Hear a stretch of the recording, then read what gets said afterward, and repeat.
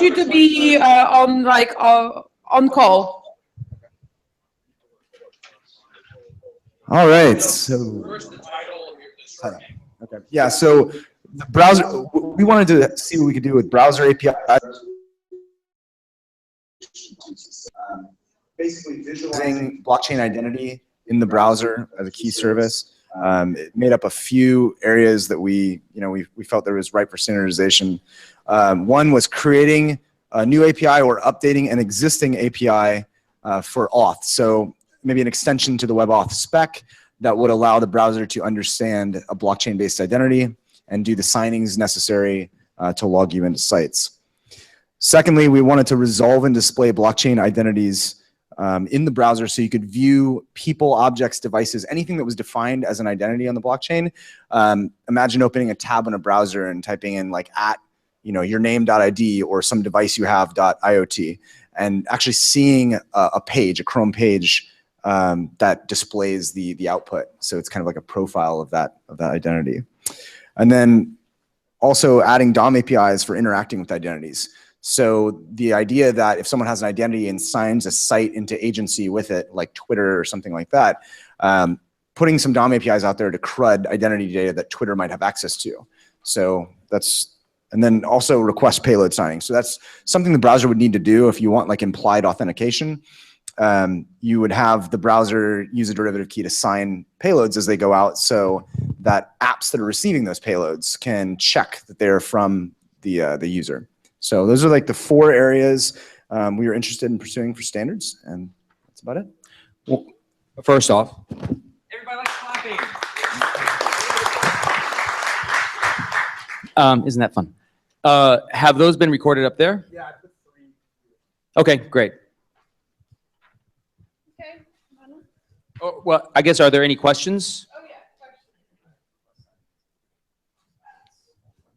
yeah. Okay, Manu, up next. All right, so our group got together and talked about blockchain standardization proposals. So these are actual proposals to kind of start work at W3C or IETF, with a focus, of course, on W3C. I'm going to kind of list the proposals. We're going to write each one of the proposals up here for the voting segment. But we talked about, and these are in priority order. So these are in loose priority order. These are the things that people were most interested in to like not as interested in. So blockchain receipts was up there at the top. IPLD, semantic vocabularies and ontologies for blockchain. We also discussed that. Folks felt like we need a blockchain interest group at W3C to kind of steer this work. There was a discussion around smarter signatures, but I think Christopher and Peter are going to take that stuff up. Digital assets, so expressing digital assets on decentralized systems. Something called libp2p, which is interfaces for peer-to-peer protocols, network transports, peer discovery, things like that. A URI format for different blockchain networks. Key management in the browser, so cryptographic key management in the browser. How do you do proof of existence? So a standard to do that. Generalized light client header proofs. Ways of expressing and using hierarchical deterministic keys. The multi-formats from IPFS, multi-hash, multi-stream, multi-codec, multi-adder. There was discussion around exposing core network primitives in the browser, like access to UDP or Bluetooth or NFC. And then there was a proposal for a blockchain gateway interface. So next steps are we're putting these proposals up here, and based on the voting, that'll give us some idea of the priority that folks would like to assign to them.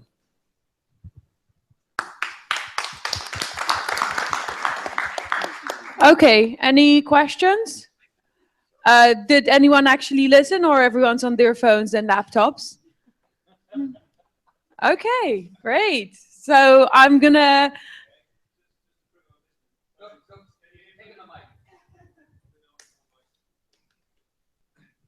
Thanks. So Manu, just, I could make this comment about several of the priorities, but you have key management in the browser. This would, I think, be the 4th attempt that W3C has tried to do that, right? So what are we going to do different this time? I don't know.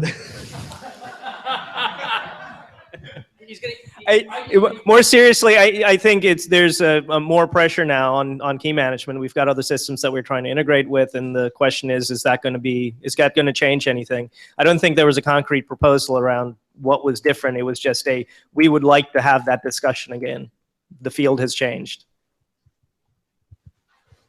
Good question. Any more? Okay. So next, Christopher, did you have anything? Okay. Yes, our table was considering, I guess, some of the legal implications. And the proposition that we considered was legal docs, consider them as we do open source software or source code. Systematic, doc at a time.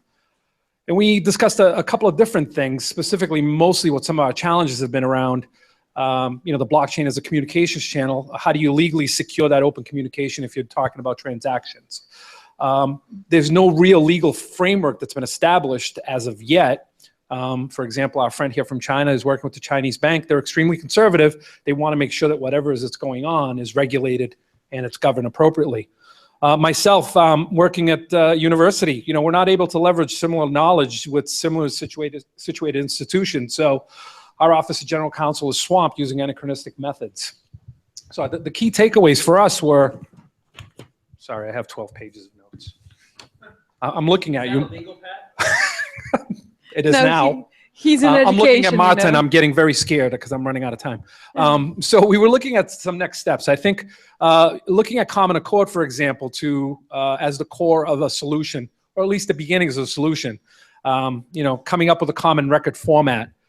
We talked about quote unquote page rank for transactions. In other words, if you're dealing with audits, it'd be nice to have the address of that transaction have some sort of weighted average that may contain identity, contain centrality, the value, and the amount. We also came up with the issue of standards. There's all kinds that exist today that don't, there's all kinds that don't exist that ought to. Our friend Eric also brought up that the ISO has recently looked at the ISO TSP 258, which is the ISO is looking to see if they need to get involved in some of this blockchain stuff. They're right now looking at a 50% vote to go ahead and greater than 5 countries to begin. That proposal is open right now, and it's got a July 14th end date for responses. That's it. Comments, questions, concerns? So, is any of that up on the board? Is anything Shortly. My name is Peter. I'm from Boston College. So I was hoping you could expand more on this page rank for transactions. It sounded interesting, but also very confusing. So what is this? Well, it's the notion of centrality, I think, of the transaction. Monty, can you elaborate a little bit more? Yeah, so blockchain has addresses, and we are connecting addresses with the transaction. Transaction can be the relationship line between the addresses. So we are able to calculate the centrality up to the second depth. So if the address has a connection to the weighted address, then we are able to add more weight. That can be part of the score of the address, and also we are able to calculate the size of amount and distances from the Genesis chains, and also the change of the ratio of changes of the amount. So that can be the calculable the fact, and maybe we don't know who owned the address, but at the auditable or the regulator, they are able to screen which address has importance, and that is my thinking. Does that answer your question? Okay, any more questions? Okay, thank you again. Who's next? Okay, Christopher will talk about smart. Well, so our table brought together Interledger's crypto conditions and Peter Todd's and my smarter signatures / DEX.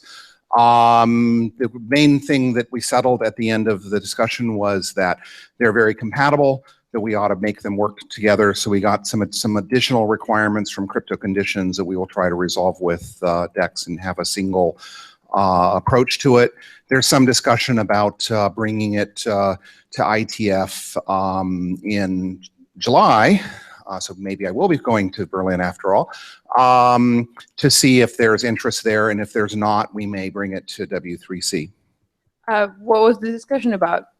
Well, I mean, crypto conditions is more of a structure as opposed to DEX, which is more of a language in a sense, a very simple language. And could we get a number of the different types of things that crypto conditions did in the structure, including a bit mask in the beginning that kind of let you know, oh, there's an RSA operation here in here. Do you support RSA? You know, there is a ECDSA operation here. Do you support ECDSA? Do you support Bitcoin curve or whatever? So those kinds of things could be prepended to the structure that allowed an evaluator to go, I don't even want to touch this. Whereas DEX, you'd have to actually evaluate it to determine whether or not there were things in it that you might not understand. So we're working out how to do that. I see you were a good boy. Yes. Did any more questions? Do you feel like you know what the discussion was about at that table? Nods, twinkles, whatever. Okay. Next, the security team.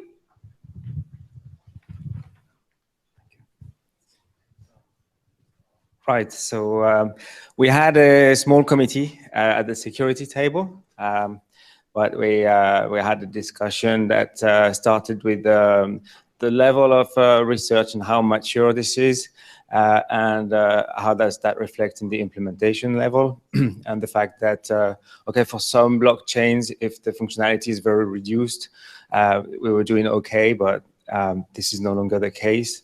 There was a discussion on DAO, and the issues that came up in that use case, the governance and the implementation that could have been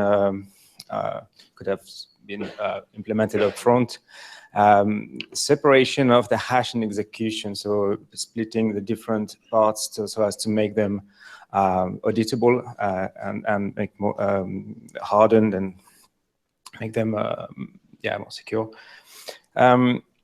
And the expectation, so understanding what the risk is when you execute something, so have some sort of measure. And then we went back to Matsuo's slide. I don't know if you remember it. It had different levels of the stack, and it had the standards that you should apply to those stacks. So it was a great slide. So we just discussed around that. So it had the different, the stack level had operation and implementation, and then more fundamental stacks, which is the application and the cryptography. And the associated ISO standards around the security, the protocols, the privacy, and the policy and auditability. So all these things, we didn't exactly know how to make sure that you had something that was safe. How do you prove that your stack is actually secure? And so the outcome of the discussion was that we need to be able to have some implementation layer that can be pen tested, and the cryptography can be evaluated so that we have an assurance that the code is secure. And we need more research to do fine grains, because right now we discussed that the part of the stack is too compact, so there is no way to evaluate that clearly. So fine grained layering of the security stack. And finally, looking at coming from the cloud world, we have an organization like the Cloud Security Alliance, and what that gives us essentially is best practice in terms of security, and we couldn't find an equivalent in the blockchain. And so we thought it would be great if there was an initiative like that that would allow us to understand the way to implement security from day one. Great. Did you put that on the board? You're supposed to I didn't. put. Okay. It would be good to put the outcome or the action points Sure. on the board so that people can vote for it. Okay. I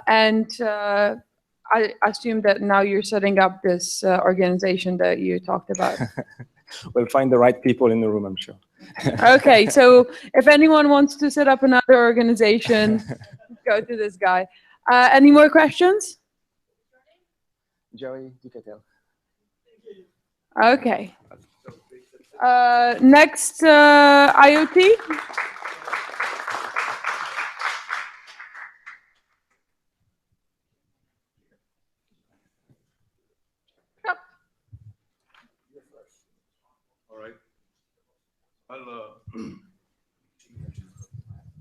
I'm right here. So I'll net out the next steps, and then Dr. Adrian will give some highlights from the discussion. There are 3, 4 next steps that came to our mind. One of them actually overlaps a little bit from the feedback we received yesterday. One is it's pretty clear there isn't a very good categorization of devices. There's a body of work that needs to be done to categorize the devices, and there are probably multiple dimensions on how to possibly do it. One could be by footprint and capability kind of size. Other could be by mobile versus fixed server kind of a thing. Third could be by longevity, which is something I alluded to in my slides. Could be by ownership, could be by spatial, temporal kind of dimensions. So there are various ways to cut and slice and dice this. And I think that's a really important body of work that has to be done. Second one is broadly phrased, basically the integrity of devices and rapid transactions from a user interface perspective. The vision is that transactions would be happening very rapidly, and how does the user keep control for stuff that needs to be overridden or reconfigured. Third thing is, these are some of the keywords that came up in the discussions, not all exhaustive, and that is about indexing, declaring, making data about the device available in a standardized manner. I think that's another really important body of work, which is just missing, okay? And then the last thing is a little bit related, and that is the whole area of discovery of a device, addressing a device, directory services, what's the equivalent of DNS and LDAP for the IoT world, registration of device, and you can extend that to provisioning and all that. So you begin to look at it from a life cycle kind of standpoint. I think those are like 2, 3 important bodies of work to be done. Adrian? So I'll just rattle off a few of the sentiments that were expressed. One of them is what's unnecessary centralization? What's the right amount of centralization when it comes to devices? Another one is that identity is separate from reputation or trust. So that, again, different categories of devices would change that. Another one was delegation, the concept that in order for things to scale, there has to be built into this the ability to deal with a lot more devices than we might want to deal with on a one-by-one individual basis. Avoiding or considering surveillance, as these things are out there, and all the characteristics we mentioned. Pretty much, I think that was kind of like the overview of sentiments that were expressed. Lovely, thank you. And on board? Okay, questions, comments? Okay, thank you again. You? I guess you're the final report back, so. That sounds good. Is this the last group or is there another one? Did everyone report back? All of the groups? Yep, okay, so. Okay, we were sort of initially the table with the crypto conditions, and it was sort of really 2 different things, so we split up. We talked about interoperability, sort of interledger Lightning Network protocols, and how these sort of networks on top of blockchains would look. And it's pretty interesting, very different perspectives. And, I know there's some people from the sort of crypto, Bitcoin, blockchain side, and then other people at the table had experience with traditional financial institutions. And there's a lot of similarities and some differences. And so we're sort of like, oh yeah, we have that problem too. This is how we were dealing with it. So a lot of what we were talking about is, the topologies of what these networks are going to look like. And, will they become centralized? Will they look more like a star topology? Will they be like a well-distributed graph? How do you want it to be well-distributed? Sort of like, I guess in the web case, it started out with, everyone sort of running their own little servers. And now you have, a very sort of long tail, but it's a power law distribution where, the top 10 sites get 90% of the total visits and things like that. And so there's reasons to look at it either way. And then also sort of talking about, okay, how do we not necessarily make standards, because I think it's a bit early for a lot of these. A lot of these projects are not standards ready in that they're not really operational yet. They're still in development. But, standards between ledgers, between blockchains, between currencies, and also how to get existing financial institutions to say, okay, well, we don't have a blockchain, but we will accept some of the same crypto conditions, essentially, that the blockchain may have to, okay, we'll move dollars from this account to that account if you provide this digital signature or something like that. And if you can get banks and other institutions to work on that, then you can sort of integrate even more than the existing blockchains. What were next steps and points like that? I think it's sort of still a bit early to say like, okay, we need to make a standards committee and do all this. But there's a lot of ideas of, okay, how can companies use this for risk management, and how can the legal aspects of this work too? So it's good conversation, definitely stuff to keep talking about. I don't know if it's do you have it anywhere summarized, accessible, something? If it was a good discussion, we would like to know. Yeah, it's sort of a lot of it was just talking about how this could potentially work, and it's still pretty early, I think. So just first I have a question. Sure. You say it's not ready for standardization.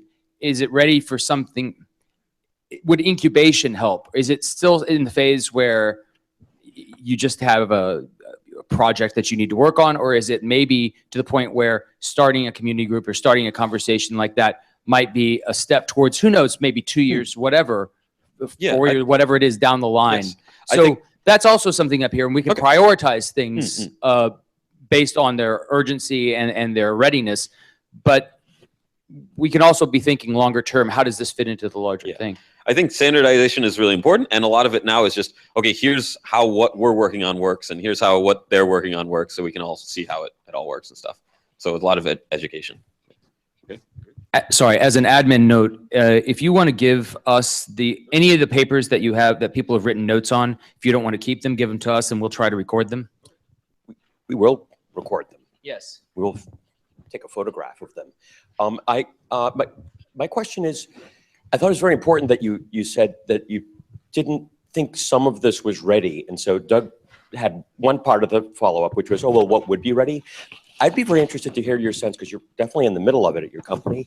What are the aspects that it seemed like they're not ready yet? Because that's imminent, as we develop this list, it's easy for me anyway to get all caught up in it and start kind of moving forward with momentum. But what are the signs that make you feel it's not ready, so we can take that into account? I think it was sort of the idea of you want things that are operational, and you want sort of a descriptive rather than prescriptive standard. It seemed like, I mean, I'm not a WC3 experienced person, but it seems like that's sort of the idea. And so a lot of these are technologies that are not currently being used widely. And so people are talking to companies, people are building things, but we don't really know what the network's going to look like yet. So that's why it's sort of like, let's see how it works in real life and then look at it. Cool. I just had to take a moment to plug. We actually do have a W3C community group focused on Interledger, and we're talking about a lot of these things on there. So if y'all are interested in these types of protocols, I would encourage you to join that group, because we're very much interested in using the W3C structure to kind of organize that community. Any more questions? Okay, so I think that's all of the report backs. Now, let's clap. And now, after we finish clapping, I would ask every single person to grab a box, a bottle, a box and a bottle, or whatever you have around yourself. If your box has chips or cookie, take them out and put them on the table and bring all of that to the trash so that the tables are nice and clean and we can actually work, okay? Jeff, I'm also looking at you. Okay, well then take out the food and put the box away.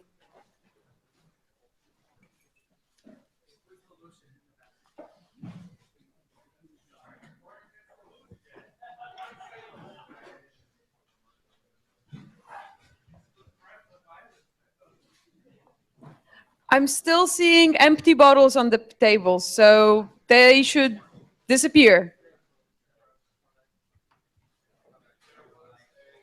You are awesome.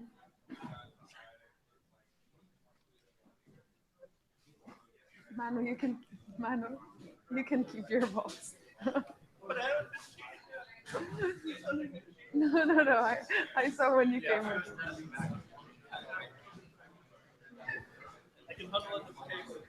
No.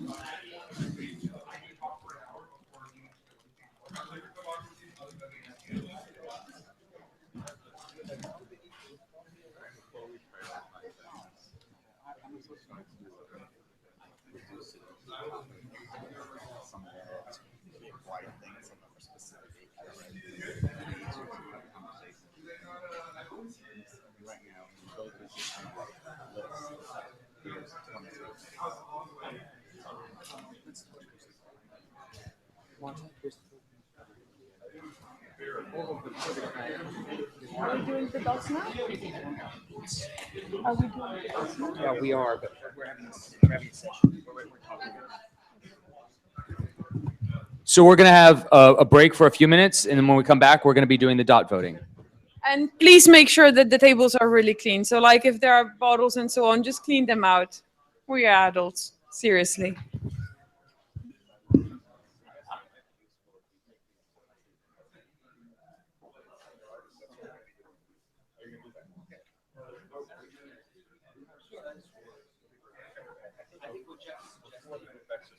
Some of these things are like very broad things, like digital assets. Some of them are very narrow, like the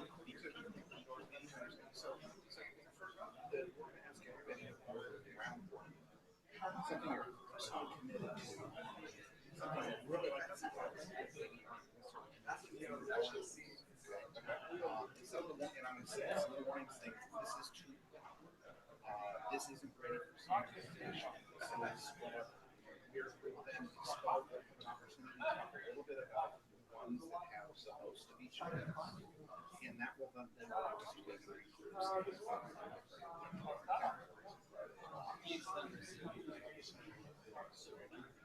mean, I just worry that there's like all this like overlap with some of these. Oh yeah, they're absolutely will be, and some of these things will be merged. So you gave me some stuff on your birthday that I should be.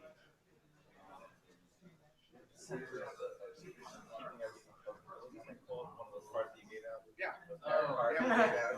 That's a good one. It's appreciated. And I think that if we do this correctly, that will actually fall out of the process. At least the first pass. The second pass will be. It's TSPV. I was listening to the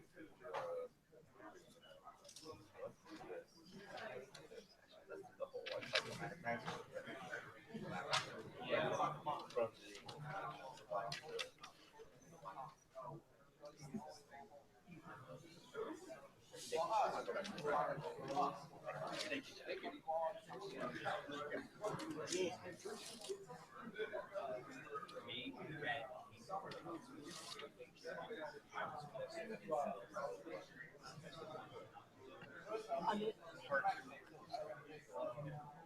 Oh, I see.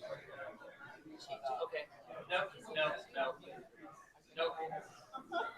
Nope. It's there. Nope. It's it. So what we need to do as soon as they come back is there's a last chance. You feel like there is a working group or a project that is so important that other people would want to be on it. You need to go along. They should be 5 minutes, 10 minutes to make sure there isn't missing. There is paper available in case people can't help. Which kind of paper? There's some more over there.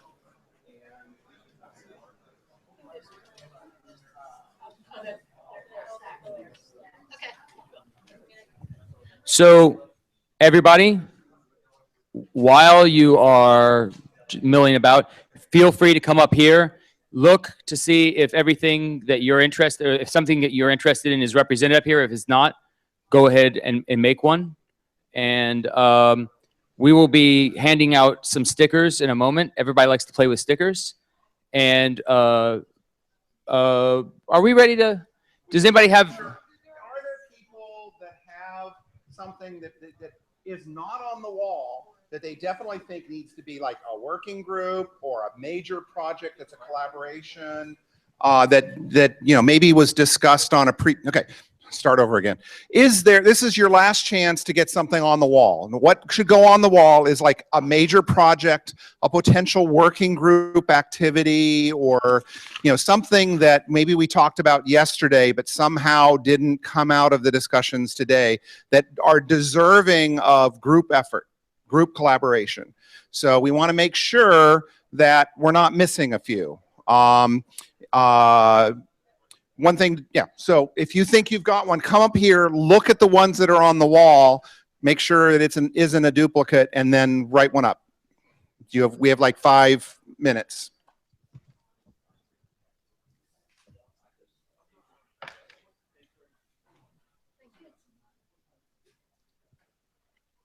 We're starting to lose a lot of people already. I think I'll never keep it. Oh, okay. That's fair. So, do you want to drive? Yeah. Because to some extent, because you were the blockchain UI person, right?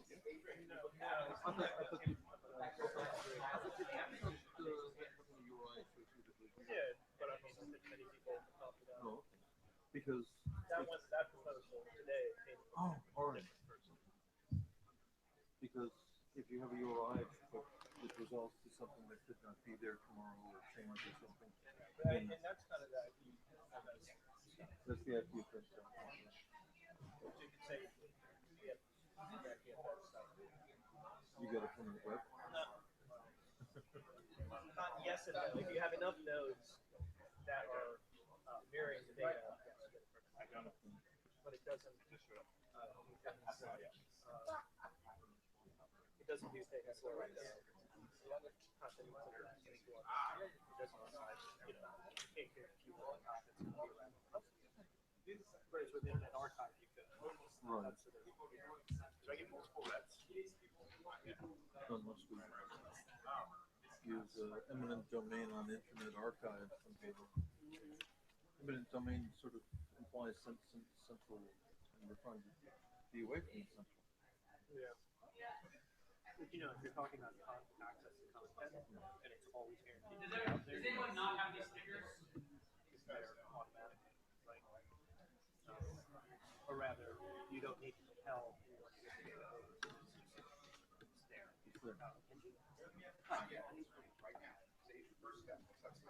I love the engine.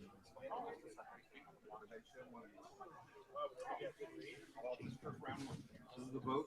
Round one.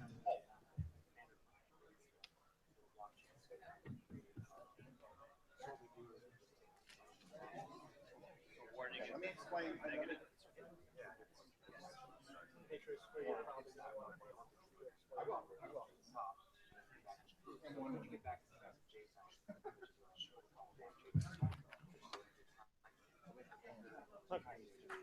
Sorry, I've got chips all over my head. My name is Dean. Okay, so if you haven't got a sticker, get one from one of the people who have one. You should have one. You should have basically one of each color. Okay, this is round one. Don't worry about it. You'll have another we're gonna have another opportunity. But let me explain the way these work. Okay, how many more people are outside?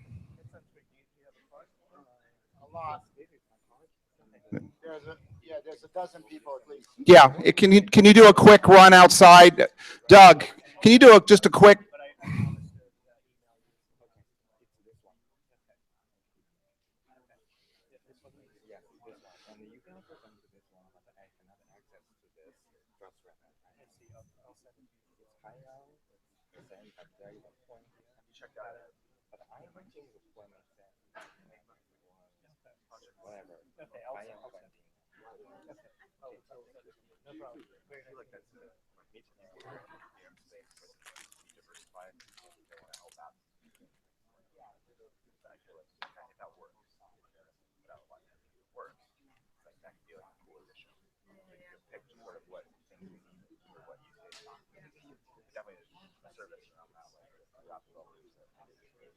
You're tall. Would you do me a favor?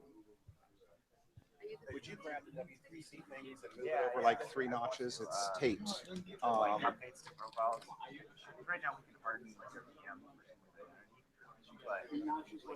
Yeah, there, right there. Yeah.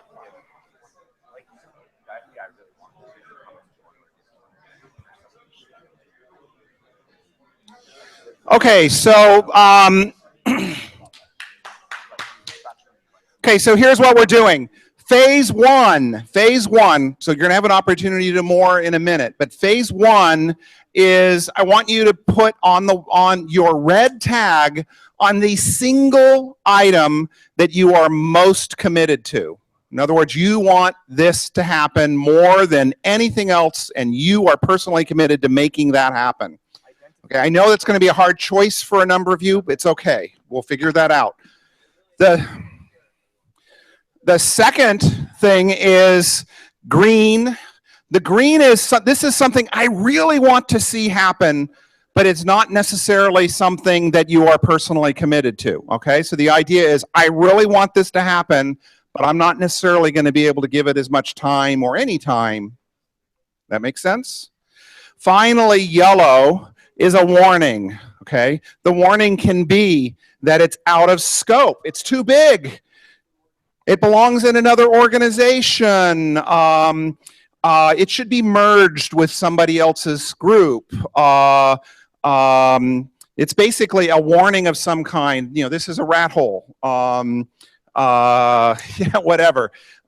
You do not have to use any of your stickers. If you're not personally committed to any of these projects, don't necessarily want to see it happen, you don't have a warning, then don't use your sticker.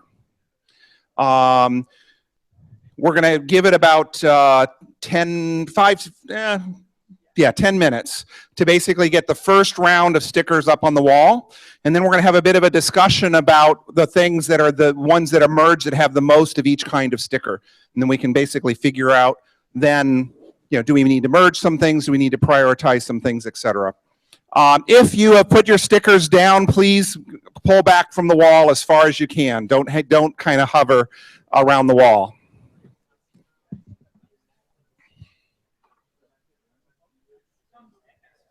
If you don't have a sticker, I have some here. Do you have a sticker?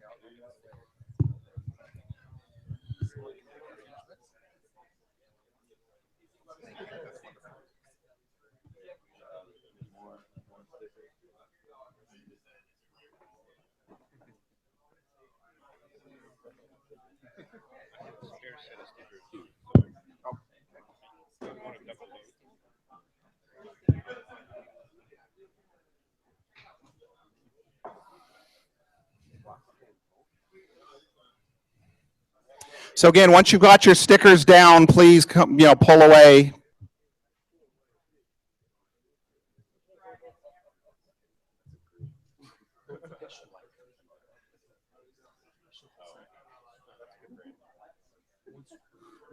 Once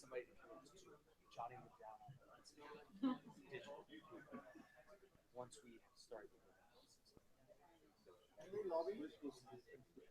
Not at the moment. There's another phase. This one includes protocols and things like that. The blockchain code it's configurable effectively. You can change its shape. So you can do proof of work, or you can do proof of stake, or you can hash the consensus protocol, change the source.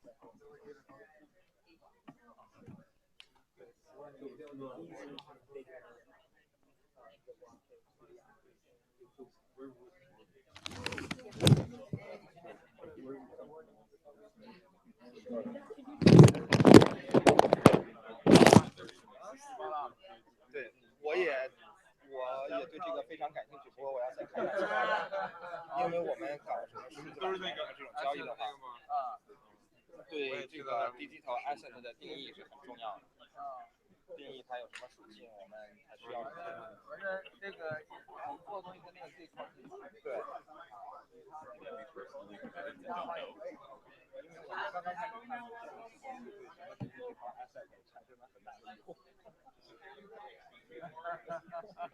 有我们老中分子。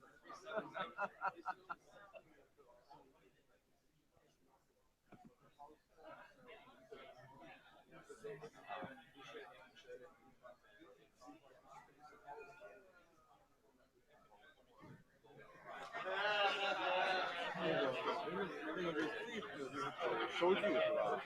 那和那个支付业务的收单是一样吗？是一回事吗？是。这么重要吗？对啊，我就说是不是跟那个业务一个事儿是吧？它有这个。这是一个问题，但是是一个这么大的问题。因为它的 digital asset 肯定是大的。因为我已经把红贴过了。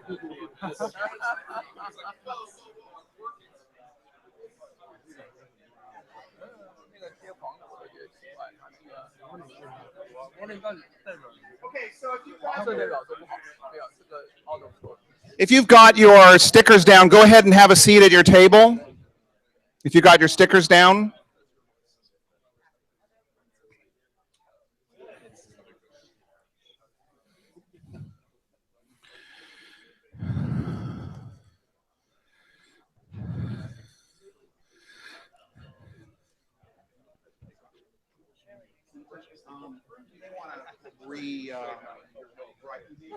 Other teams take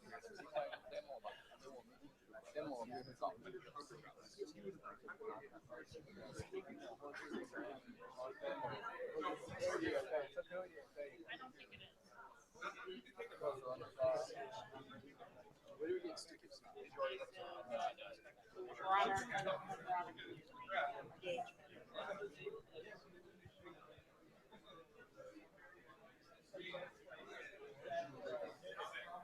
Well, actually, Ben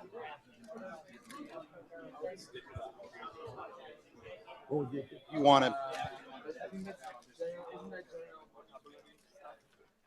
I'm going to basically have the most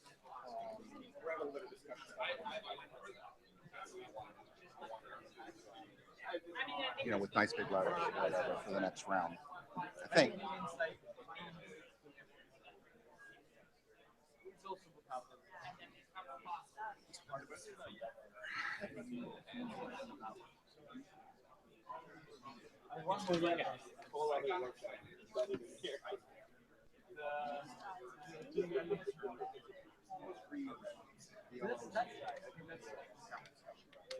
So I want more yellow. I don't know what.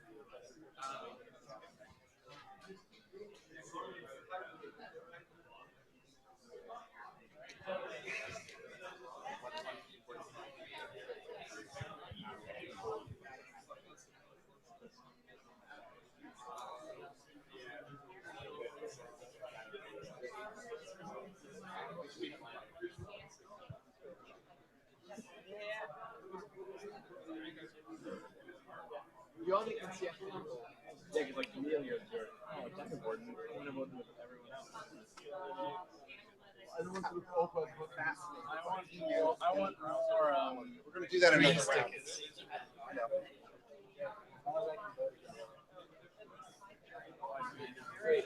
Everyone goes, oh, what is everyone else outside the browser? Everyone's worried about the Lots of people would like to see blockchain vocabularies happen. One person is going to write them all. Lots of warning about it. Lots of warnings about key management. Do I get 2 votes in the next round? Next round, there'll be plenty. Don't worry.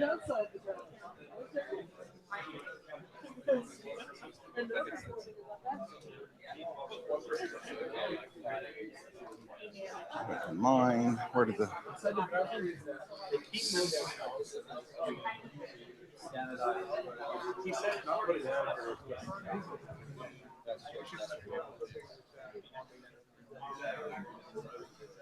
Where was there one that had reputation on it someplace?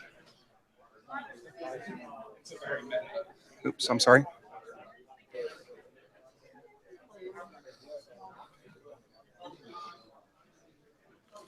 Okay, so you guys done? I'm going to do this so that I get to both stand and read. Okay. Done? Yeah. Okay, so if you're done, go ahead and sit down because we're going to emerge some things for our first pass. There will be an opportunity for another pass.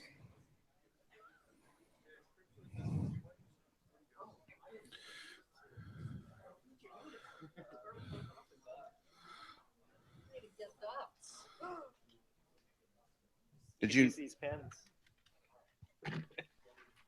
You don't have dots yet?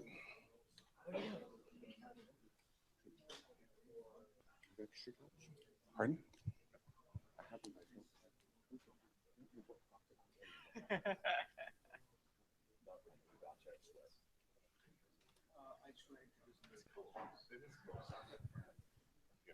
So I'll sell a dot for a Bitcoin.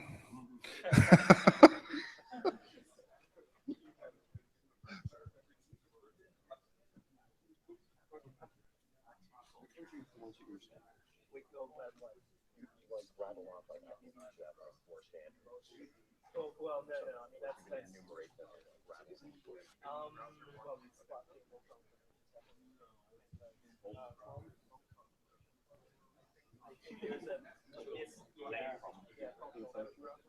Well, it's one in mind, but the blockchain's a hot wall.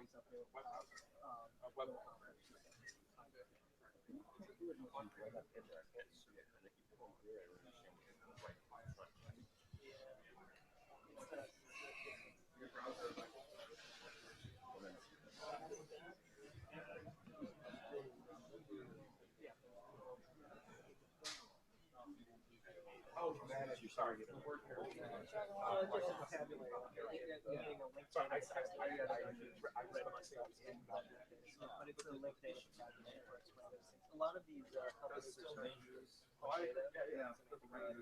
They don't even try to manage. Each one emerged by the key. 1, 2, yes, 3, 4, 5.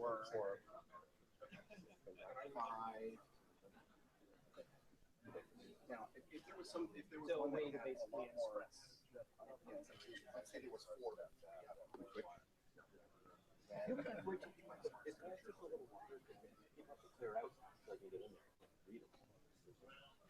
Okay, so you're going to lose your vote if you don't vote in the next 2 minutes. So get your things down. We're going to have another chance. You're going to have another chance. But we need them down so that we can move into the process.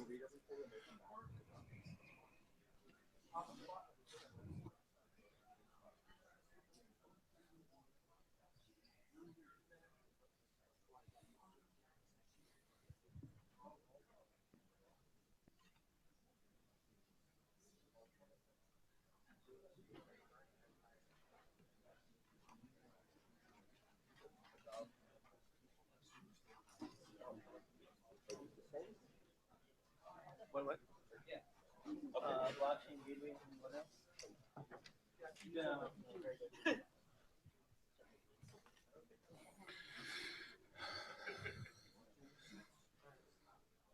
So the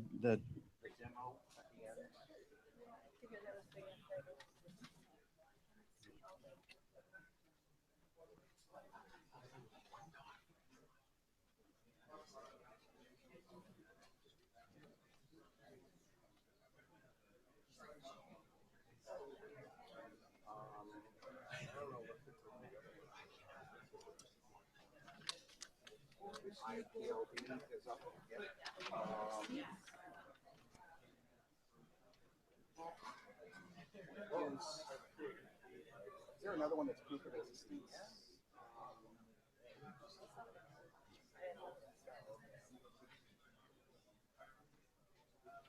Manu, where's the proof of existence on here? This one? Right there.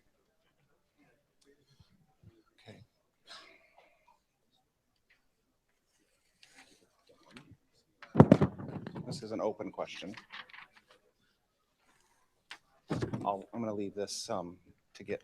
Don't make one for this quite yet. Does anybody see any other obvious? Actually, wait. I'm looking for obvious overlaps. Oh, we tried to make sure that there were. Yeah. So that's clear. Yes. Yeah. There was anything about IoT because that. Yeah, folks asked to split those out from each other because they're different. But obviously, yeah. So do you think that IoT fits over there too? I don't think so.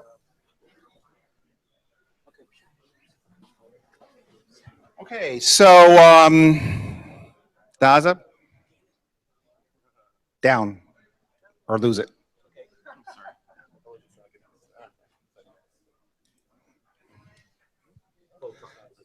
Yeah. Well, no. You're personally committed to. You're committed because the way it was explained to me.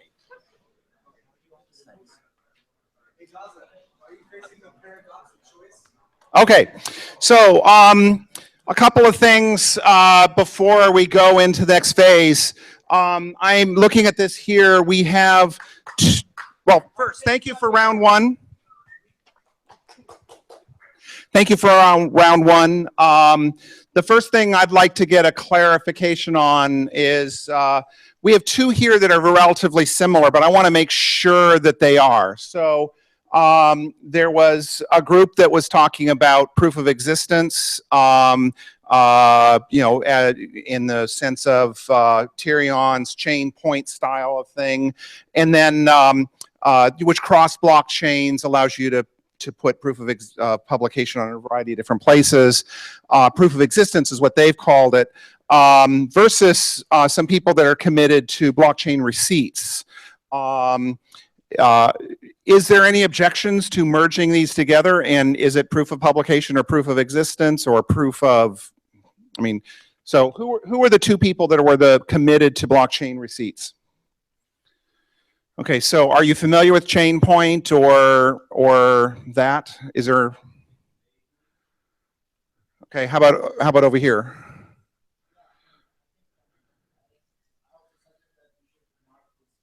Okay, so for now, I'm going to merge these two. And what's the generic title for them? Proof of existence? You accept that?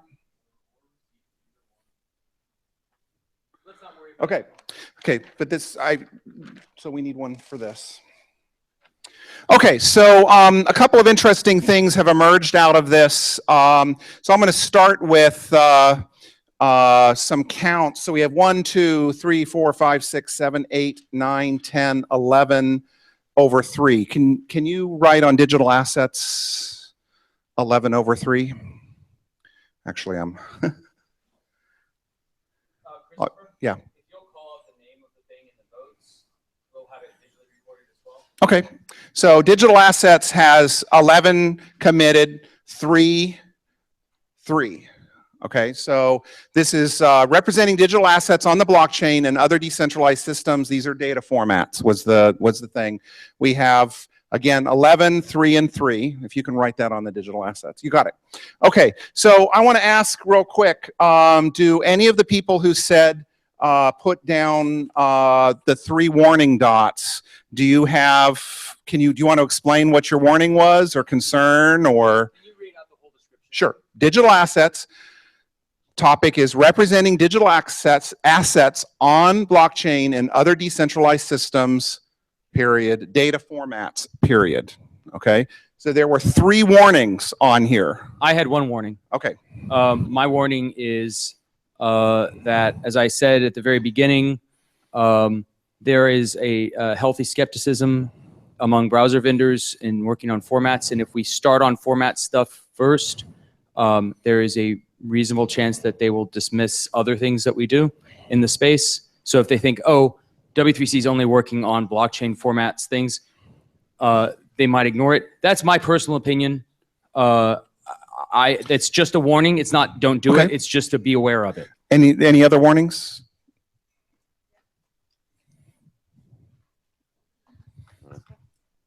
I mean, I just think it's way too big and also way too early, as you said, to discuss that in broader detail here. Okay, so then the question, because we're going to move these things back over on this one is, does that mean it should maybe be here in the more in the don't know, or is it deserving of W3C community? So I think there's some concerns that it's premature for a standard. So if you were one of the people committed to this, a red on this, do you want to speak up where you'd like to see it, the new one moved? We are actually doing this, and the first version will be deployed maybe within 6 months. So, and it's a real project. So we need to discuss this. Okay. Well, I think the fact that it's 11 people, let's for now let's leave it more toward here. So if you can put that one here to replace it. Okay, so another one that has a lot of commitments is key management outside the browser. So we basically have 1, 2, 3, 4, 5, 6, 7, 8, 9, 10 over 4. So with no yellows. So the key management outside the browser, interfacing with private key managers and signers outside the browser, AKA like FIDO and WebAuth. Okay, so this was something we have a lot of people committed to. Now, my next question for the people who are in the red, is this more of a W3 standard things because it's outside the browser, or is it another one that's more of a community thing? Strong opinions? Well, so I wanted to sort of give a framing reminder about the way we start up W3C work, which is that anything that we propose as a recommendation track work goes to a vote of the W3C membership for starting up the proposed working group or interest group, where it's a community group anyone can start at any time. So if you're committed to something and want to be sure that you have a voice in the endpoint discussion of is it going to be started, that's my one pitch for W3C membership. But it's also a note that we have lots of ways of doing work, and if you think that W3C is the right place to assemble the people that we need to get the work done, then let's work to find the right shaped home for that. I want to expand on that. When we're putting anything in the W3C standards space, I want to be clear that anything we do here is subject to incubation first. So we're not going to take anything to a working group out of this workshop. We're going to probably move things into conversations in a community group or some sort of incubation process. We're not going to move directly to working group status for any of this stuff. So just be aware of that. Except things that maybe are like already, there's working groups that already exist about that. But even those, we should seriously, that should be part of a conversation towards incubation. Which has the most red in the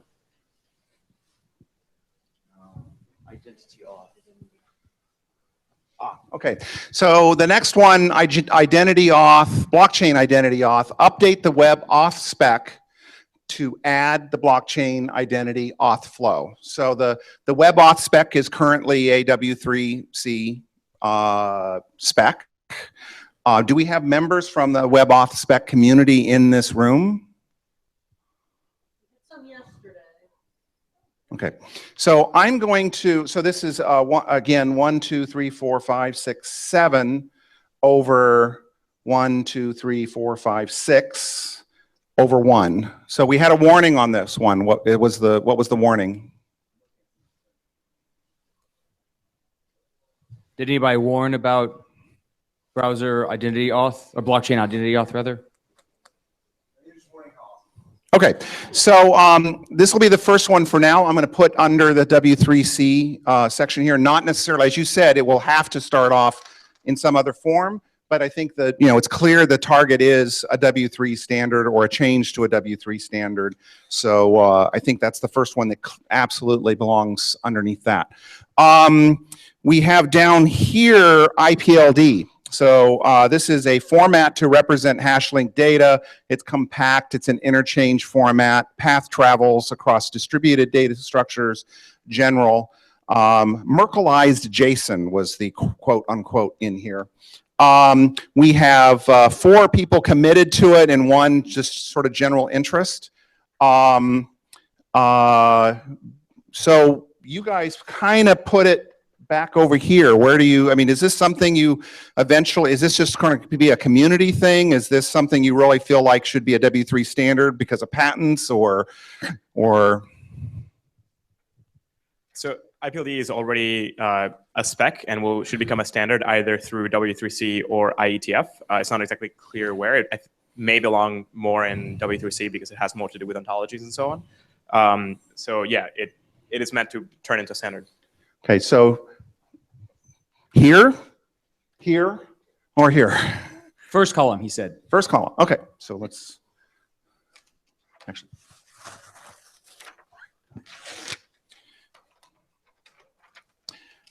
Okay, so demo way over here. So this one is really interesting. So we have a lot of people who really like the general idea, but we only have 1 person committed to it. So demo of WebAuth, verified claims, blockchain ID, blockchain receipts, OAuth 2, UMA, et cetera. So we have it is 1 over 1, 2, 3, 4, 5, 6, 7. Who was the one who was really committed to this? Okay, so I guess the real question is people like your idea, but we don't seem to have the people in the room right now. I mean, people may give it secondary energy or whatever, but you want to say a tiny bit more about it and what resources do we need to give you since it seems to be something of general interest so that you might be able to do this? I don't know where to start. I asked Mana this question earlier, maybe. I think the general idea is trying to weave together all those technologies into a unified flow. And the question is, can we get the right folks from each one of those technologies into the room to discuss? It seems to me kind of like a community group effort at first, and then hopefully resulting in a demo of some kind. And it also seems like it might fit with what Chris was saying about sort of building a what do you call test bed. So I think we can loop you in with Chris say.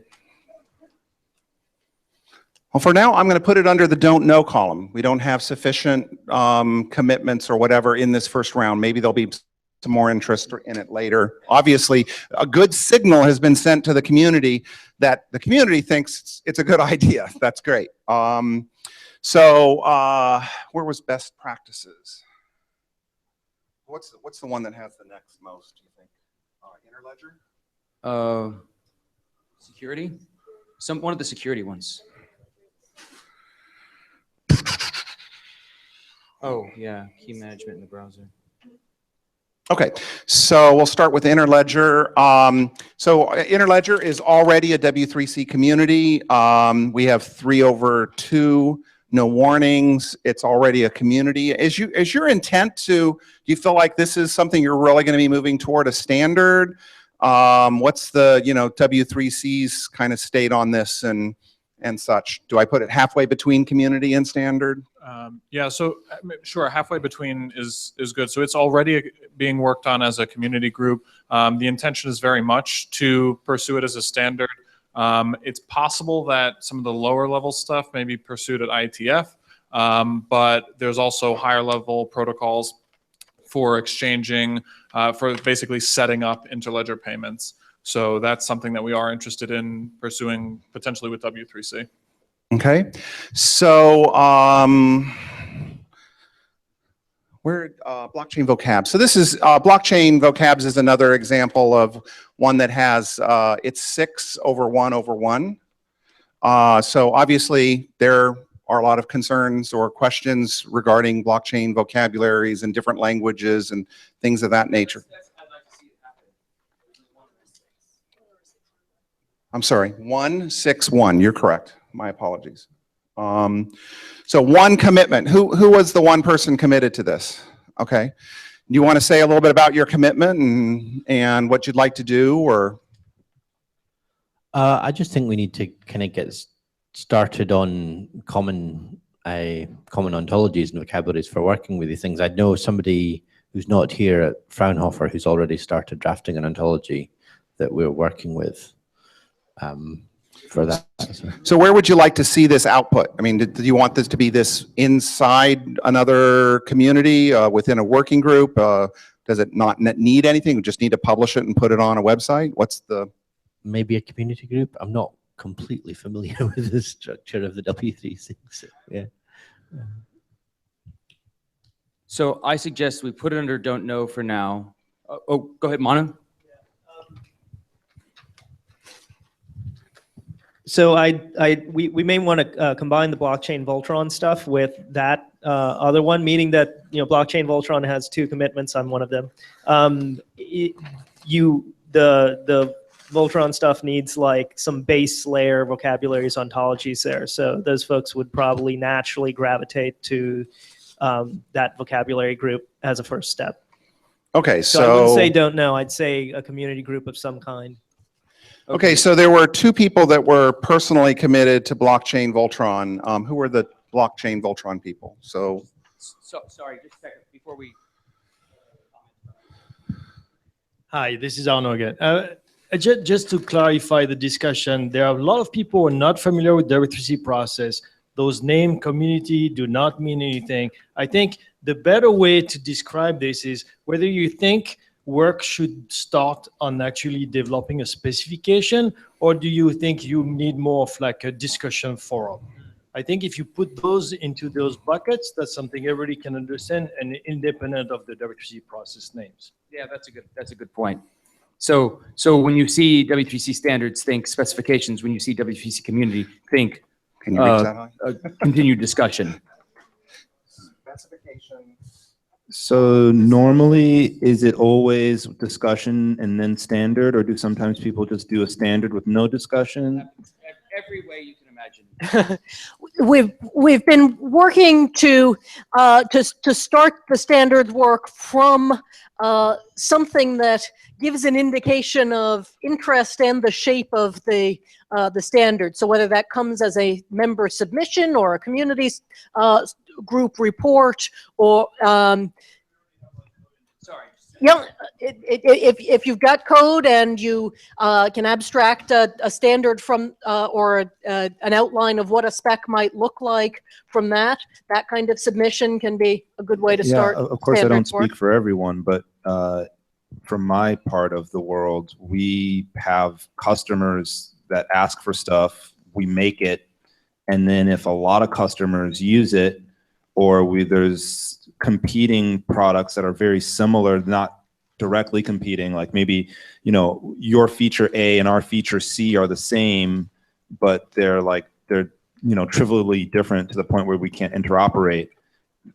I think that would be a standard. Is that the right way of thinking about it? Yes, that's a great example of implementations driving toward standards because you've identified things that work in practice but need help to interoperate, that's a great time to come for standards work. Thanks.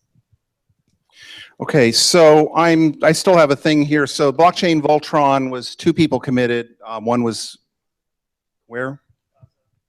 Daza. Okay.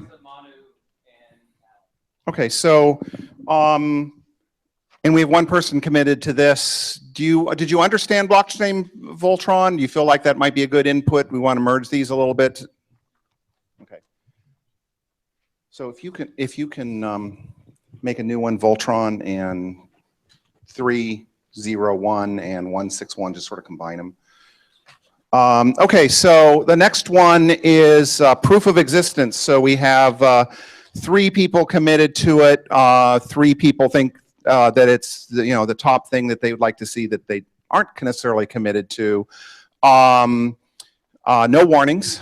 Am I correct that this is from the people that were committed to this, that this should be moved to standard track, or is it more of a discussion? No. Standards track. I'm sorry. Moved more to a spec, or is it more of a discussion stage? Spec, it's more of I a heard. spec. Okay. So we're going to put this over here as the next one, priority down. Okay, smart SIGs. So 3 people committed to it. So I think who 2 of the people are. Who's the 3rd one? Committed to the smart signatures. Maybe they're not in the room anymore. Okay, so we're in kind of the discussion stage. So I'm going to put that here. I think there's some real interesting questions of whether or not that belongs in ITF or in W3C, but W3C seems to be where it's being discussed right now. Best practices, re-security. So we have 3 people committed to that. Can you raise your hands real fast? Best practices of security. Okay, 1, 2, 3. Okay. Okay. So do you see this as a discussion that will lead to a spec? Is this the best place for it? Is a discussion? Okay.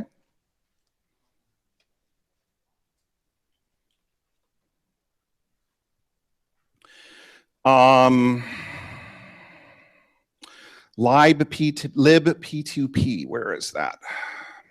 It's down there. libp2p. Oh, I see. Okay. So we have 1 person committed to this, so it's a 3 and 1. Is that what it says down there? Yes. I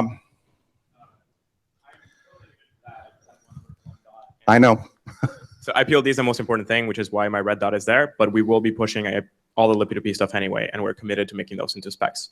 So just worth knowing that for both libp2p and multi-formats, those are spec ready and are hard commitments from our group. So there's just people that aren't here to vote. Like, we don't have enough bodies in the room. Okay, so we have 4 people that were committed to IPLD.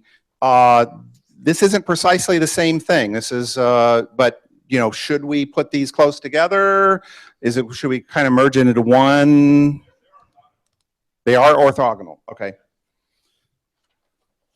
Can you help me?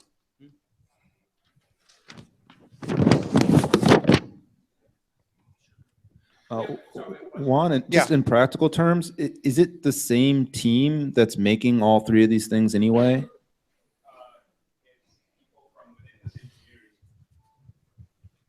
It's people from within the same community, but the overlap, like for example, I'm probably one of the only people that is in all 3 of those things, IPLD, libp2p, and the multi-formats. Those each have a large set of people that are working on them. Yeah.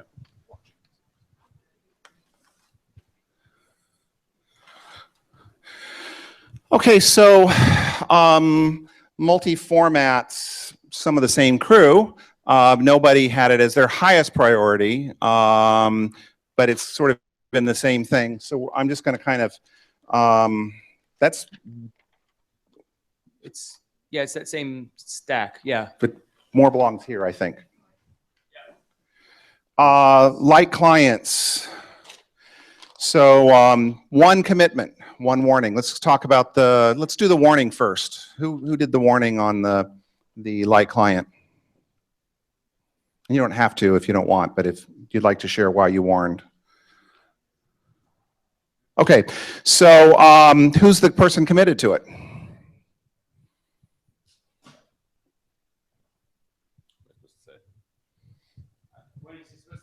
Well, like, I mean, what is your commitment to it? I mean, what's going on? Is it already written? Oh, what do you need? Well, I mean, so light clients are obviously critical to utilizing any blockchain. Obviously, we're not going to get everyone to run full nodes, and obviously there are all kinds of problems with being a light client on proof of work because you have to download all kinds of headers and there's a ton of network overhead.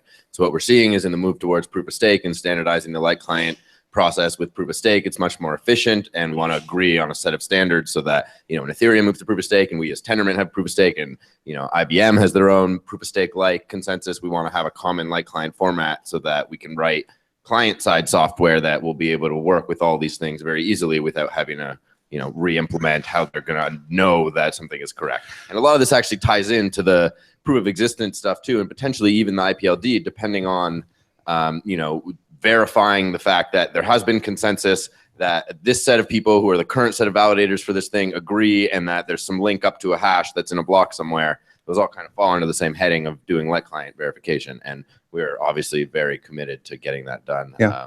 So sort of two related questions. We have 3 people that said that this was something you'd really like to see. What's keeping it from happening? What, you know, what's where, you know, some of the 3 people that signed?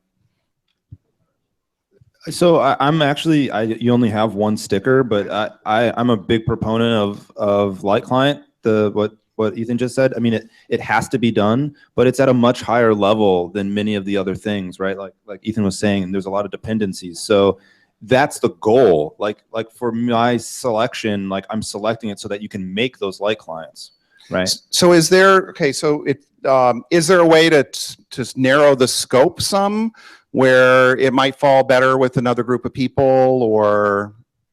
Yeah, I mean, we can narrow the scope to something simple, like just focusing on take Tendermint consensus, which is very simple and very well defined, and focus on what's an ideal set of light client structures for that, so that, you know, anyone who wants to use Tendermint within a private blockchain deployment or even on the public blockchain that we're going to launch can easily have a client for it, and then we can generalize from there to other consensus models, make it work with IBM, Ethereum, etc. Okay.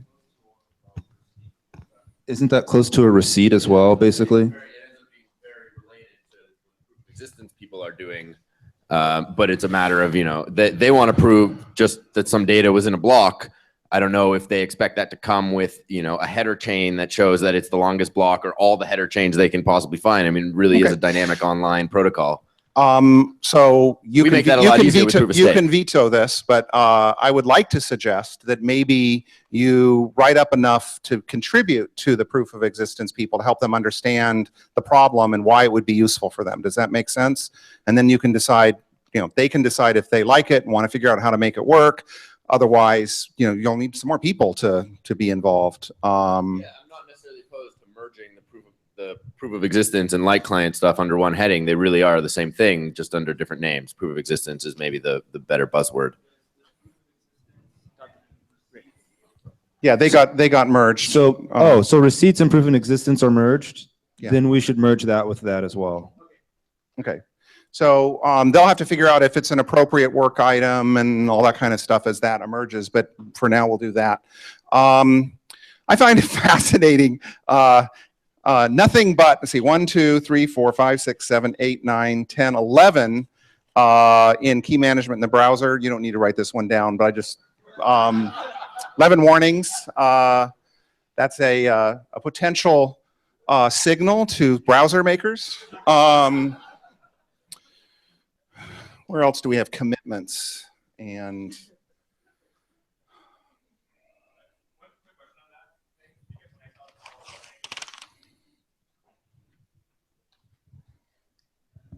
when I saw all the warnings on that, I was a little bit confused, and then I understood that you were telling browsers not to do the key management. What I first took that to mean was hooking up so that browsers can use hardware key devices, building features into, like building a standard for browsers to implement support for these key agents, which I think is something we all actually really want.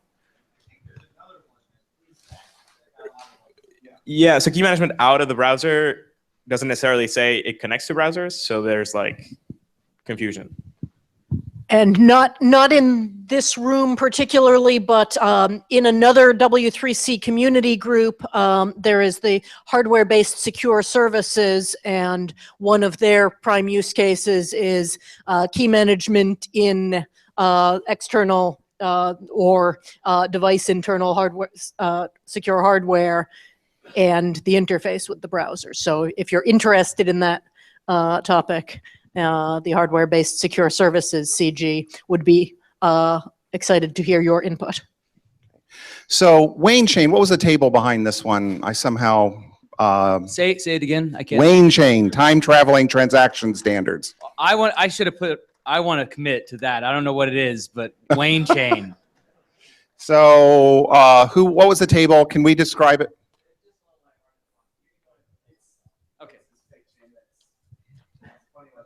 Okay, I didn't see it. Okay.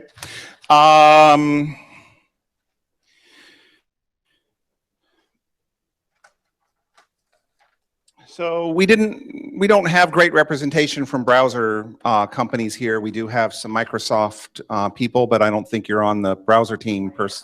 You are still 11 days. Okay. But the general thing was exposing network interfaces to browser, expose UDP, Bluetooth, NFC, et cetera. There was a commitment to it. Who was committed to it?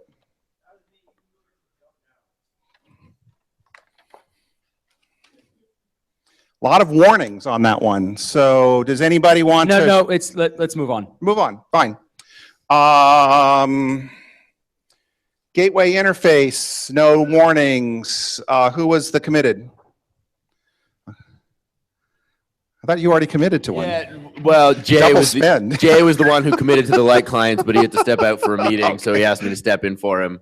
The gateway interface is really only relevant to people that are building blockchain applications and consensus layers, which, from what I gather, isn't too many of you. It seems like everyone here is more interested in like the client side application interfaces. Right. So I am interested in seeing you participate and help Hyperledger with this, because there is an architecture group there that is talking about this right now. I wouldn't necessarily put that outside W3C entirely, even if it's not something W3Cs would necessarily work on. I think there's going to have to be some sort of coordination work between different communities, but okay, you put it there, that's fine. I'm putting it there for now. I mean, we still have a little, we're almost done. We have one person committed to IoT. So I'm going to, sort of call out to other people. How many people feel like, they would have had it if they had more votes?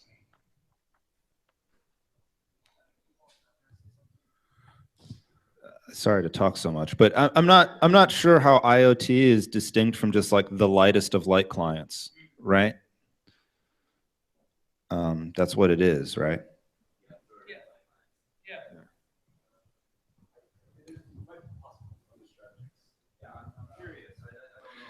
It's certainly related. We don't have the person who put it up there, the committed person in the room, so let's move on. Yep.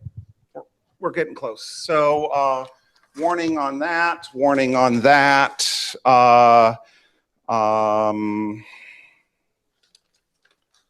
These are all warnings. All of these things that are being put aside, we're not passing value judgments on you. We don't think that you're bad people. If this is something you're still interested in, keep working on it and bring it back when you think it's a little more ready. I'm sorry? Oh, no. Okay, so I get it. Okay. Don't worry, I'm gonna see it. Blockchain URI, we had some green on it. Is there somebody that feels like that fits into their group instead? Because there's not really somebody committed to it. Is there somebody who kind of would have put a red dot if they had a red dot?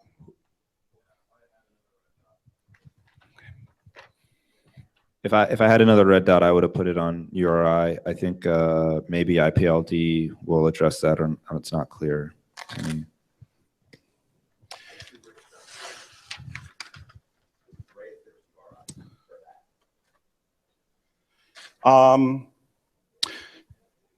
Blockchain interest group. So this was kind of a weird one in here. So the difference between a blockchain community and an interest group is? An interest group is a formally chartered group that is supported by a vote of the W3C membership, and then gets W3C staff resources assigned to it to help with the incubation work. So that's, if you think there's already a big enough subject here that we should have a more formal home for the continued discussion and support it more than simply providing mailing lists and an opportunity to join conversations in a community group, an interest group is the next level of formal home. An interest group, to distinguish an interest group and a working group, an interest group does not work on recommendation track specifications. It informs or charters working groups to work on that stuff. Right. So I guess the question, I mean, this is a serious process commitment. Manu, how long has it been taking to formalize the one for yours? What's the average amount of time? That's different. An interest group is not the same as a working group. I understand. But it took, how long did it take? 4 years to get the IG set up for web payments. Right. So how long, how much process is involved to make an IG? So the W3C process and our implementation of that is we look for 5% of the membership supporting and an absence of formal objections to the idea, or that the director concludes that the support outweighs the any objections received. So that's about 20 members expressly indicating their support for the idea, and nobody telling us stop, no go, I can't live with that, and will stand in the way of it happening. Okay. How many people are in here are, say, the AC or the one representative of somebody who is a member in here? Could you raise your hands? Okay, so what this says to me, if you feel like we need to move up into a more formal role and things of that nature, we need to get some more members. We need more of the people in the community here to be members of the W3C at whatever level you can justify, and then we can maybe explore this. But I'm going to put this into the don't know column. Yep. I think that as the process of us coming, maybe having some community groups and deciding, oh, there's really something here, maybe that might come as a natural outcome of the community group process. Centrality, can you move those for me real quick? Centrality of the blockchain. So we had one commitment, that was yourself. There was a warning to somebody, you don't have to, but if there was a warning that somebody wanted to talk about. This topic came up at Rebooting Web of Trust at the first one of how to measure it, and there was a lot of controversy about how to measure centrality. Were there other people that might have been interested in this, either as a red or green, if they'd had more?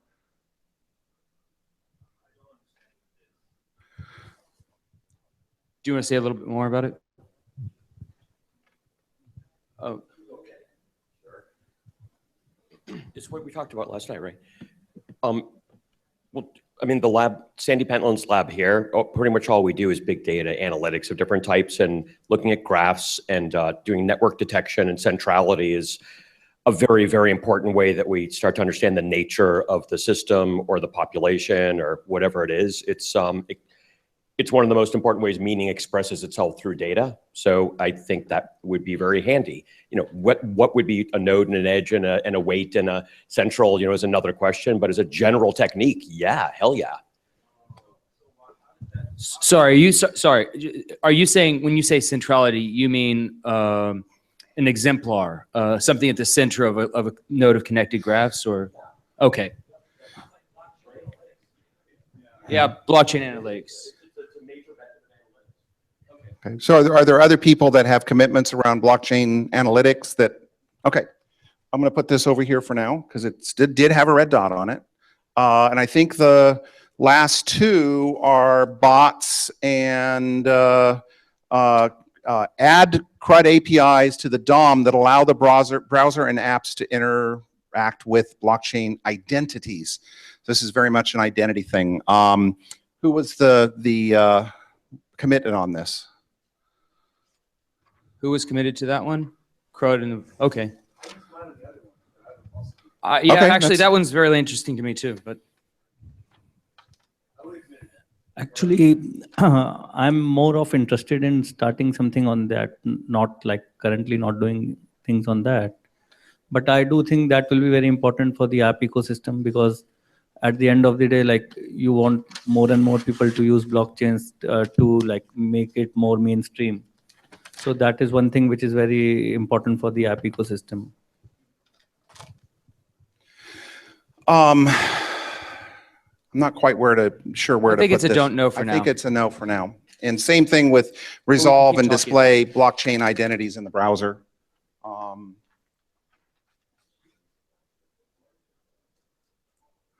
And bots to automate some of the legalese, a commitment and 2 warnings. I'm going to put, who is the party behind this? The commit. who wrote this? Or who committed to it? Oh, okay. So we have a number of different things here. We've got, in effect, 4 things that eventually we'd like to move to a specification level. It might take a while.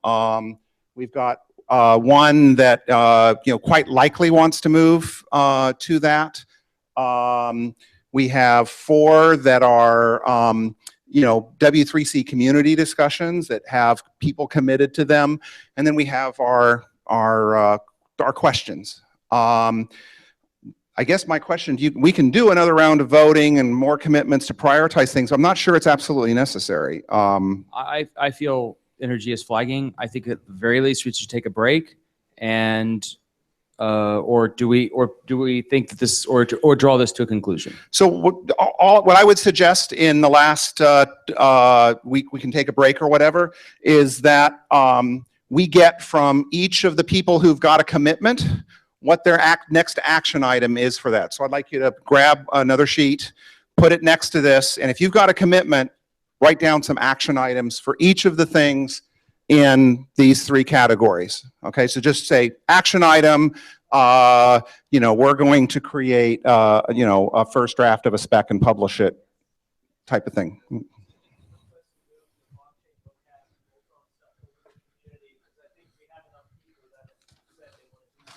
I am more than fine to that. So similarly, the demo one potentially was kind of in that as well.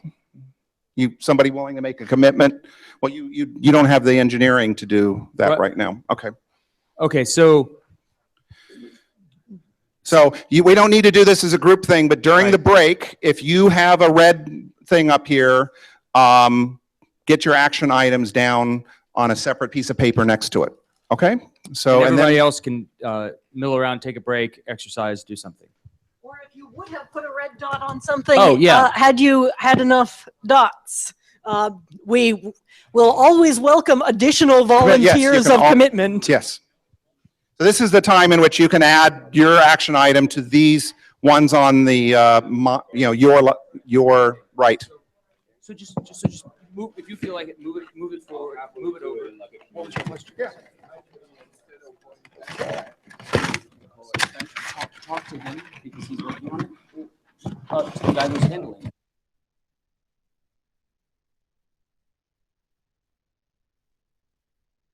Yes, absolutely. I just felt like no, but I think you're absolutely.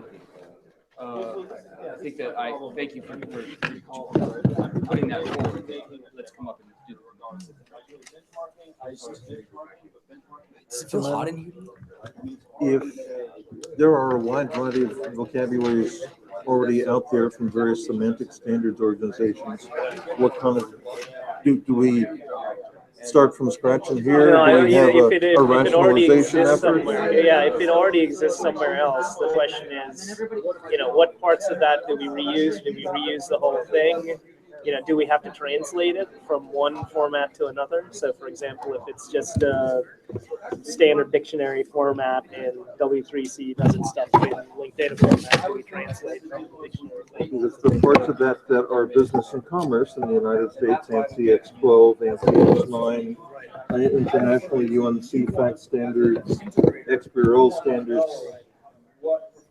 And the question is like, what parts of those do we use, or do we use the wholesale? Right. So we're having the same conversation in the web payments working group. Of Right. ISO 222. What parts of Exactly. ISO 222 do we reuse? Little bits, large bits, or do we add stuff? Do we create stuff here and put stuff back in ISO 222? Or do we just, whatever we do, we create, this is where you put payload and we stay agnostic? Or do we just put in the payload area and we stay agnostic to the standard? Yeah, we could do that. Usually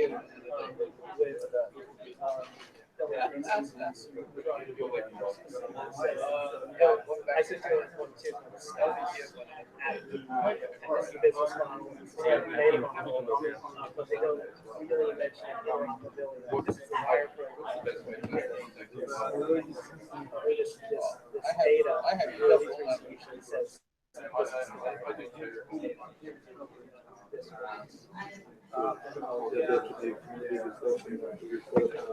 What kind of connection do you have? Oh, okay.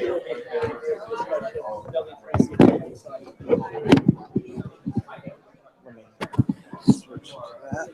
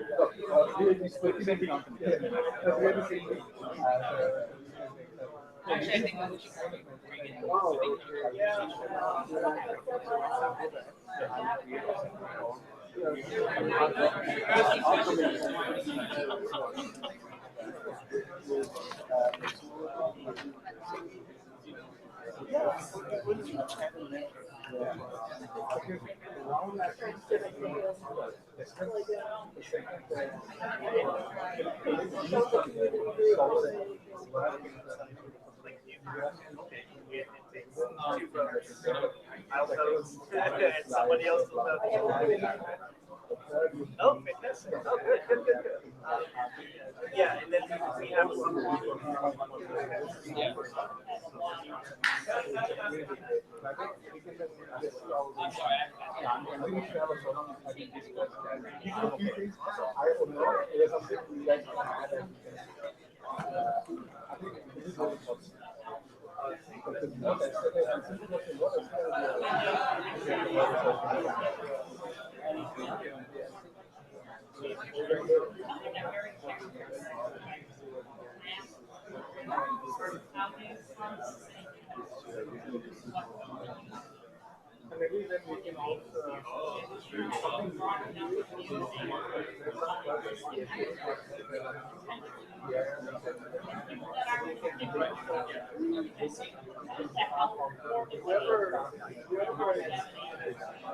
someone that does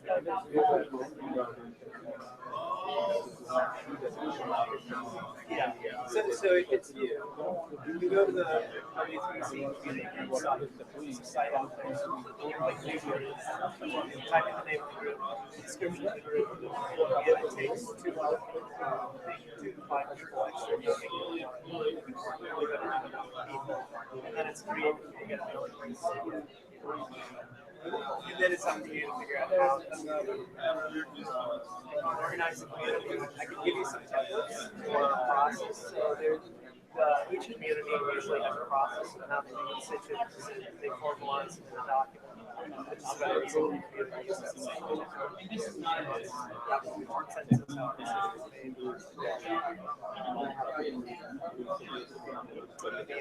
You do have to create a W3C account. It might take a day for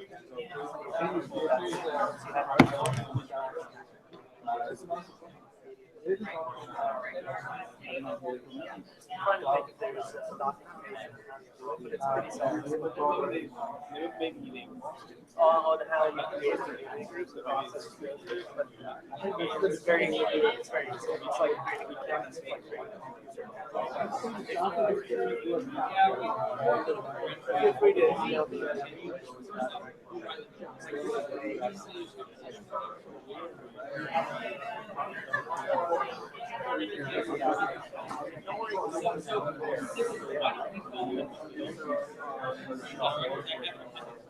It should be. I don't know if my email address is there.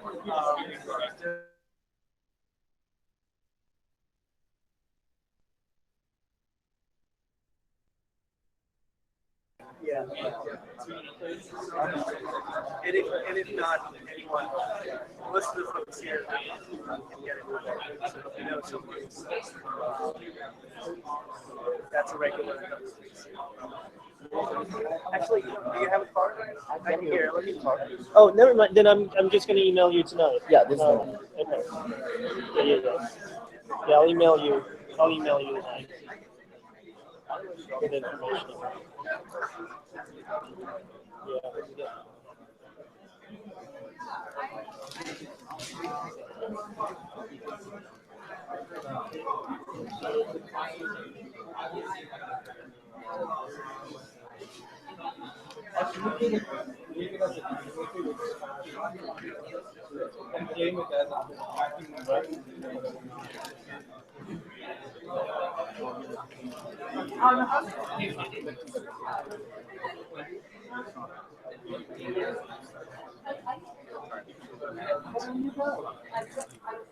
Trying to.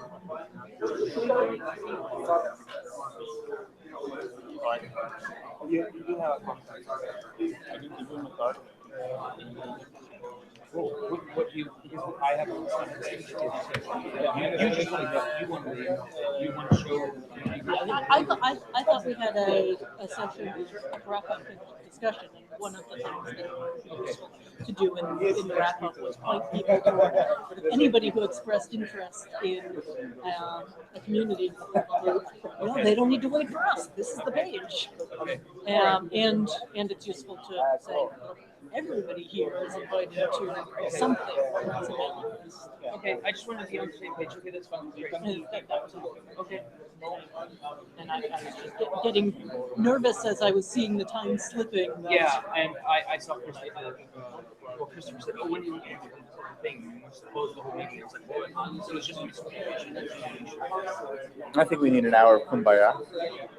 We're gonna have an hour and a half of kumbaya, 2 hours of kumbaya. Do we? I'm just guessing, but should we have a mailing list to continue the discussion after the meeting? I'm adding everyone to the public blockchain workshop mailing list. Okay. And so we will continue. So everybody that registered, we have their emails, and we'll keep this going. I mean, we have to decide what we want to do with this stuff, but part of that is a dialogue with. Yeah. Are these guys serious about their commitments and so forth? Yeah. So what we should do is everybody that committed to anything, we need to get contact information. There are no names associated with any of the commitments. That's a bug. Thank you so much. Great. I'm gonna touch base with you. No, Shauna Pitt. Yeah. So we'll start a conversation after this about how MX can contribute on various different levels. Thank you so much for coming. Thank you. Thanks. Hey everybody. Hey everybody. We see a lot of things of people committing. We don't have any names next to the people who are committing. So if you committed to something and you want to work on it, put your name there. Good eye, Jeff. Is that a pen? Those are-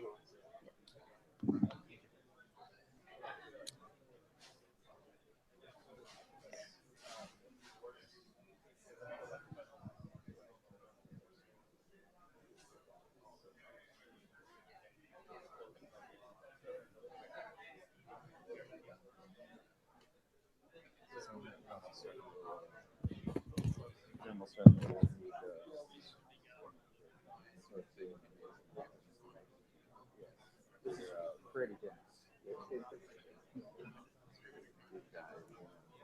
They're, they take it on Merkle land to do the planners are done. All right, smart guy. So you're just waiting all day, two days to make a Merkle joke. Okay, I get it. Right, you wanted to make a Merkle joke right before your breakfast? Indeed. Okay, so, I mean, I'm going to be working on putting it together as a report, and the report's going to have to include, as part of that, further conversations with the individuals.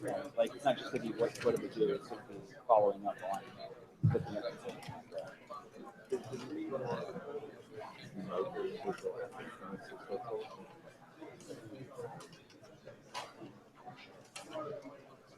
Yes, but I don't think so. Yep.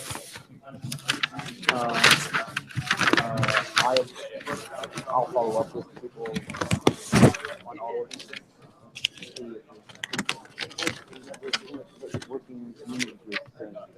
Hey, what are you looking for? I was looking for the gateway interface one. I was going to put it back up there. Write it out again. Oh, okay, cool. Oh, you're saying gateway interface? Yeah, it should be the one that goes.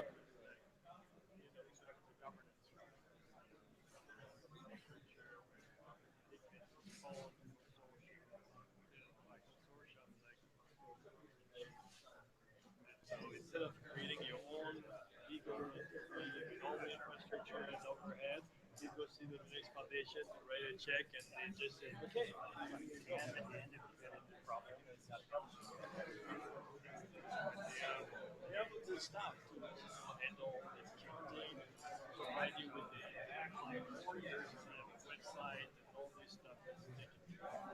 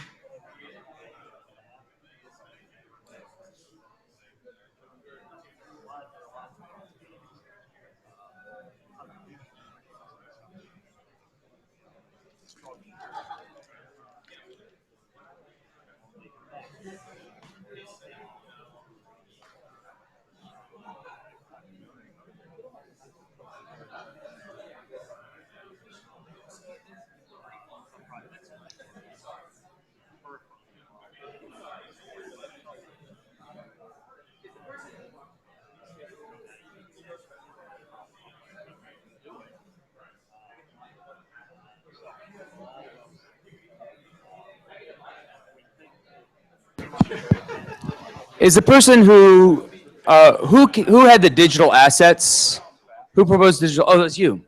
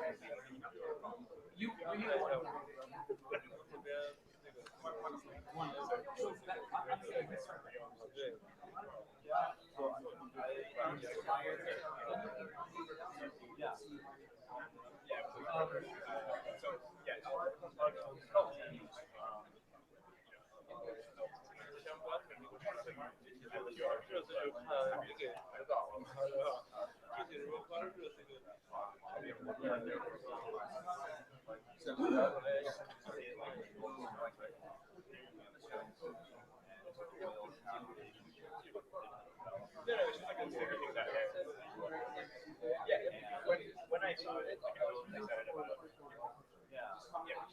one of the things that I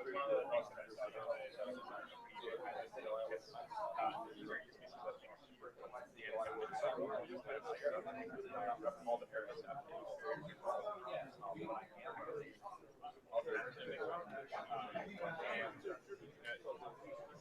the understanding that I've gotten about this over the last 5 years suggests certain questions is that like blockchain travel going right back to but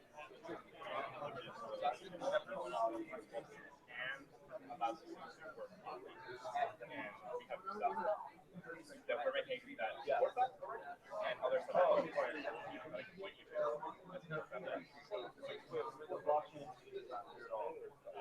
But yeah, happy to describe it.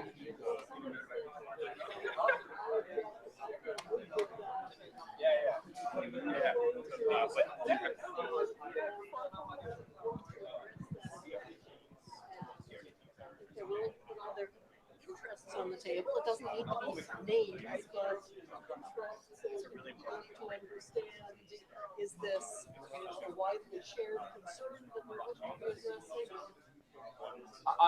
I'm sorry. I think we should probably start. You need to leave at 3. I think we should probably start coming back together. Like a lot of things. Okay, I see people starting to leave. I think we should, Christopher. I think we should wind this up.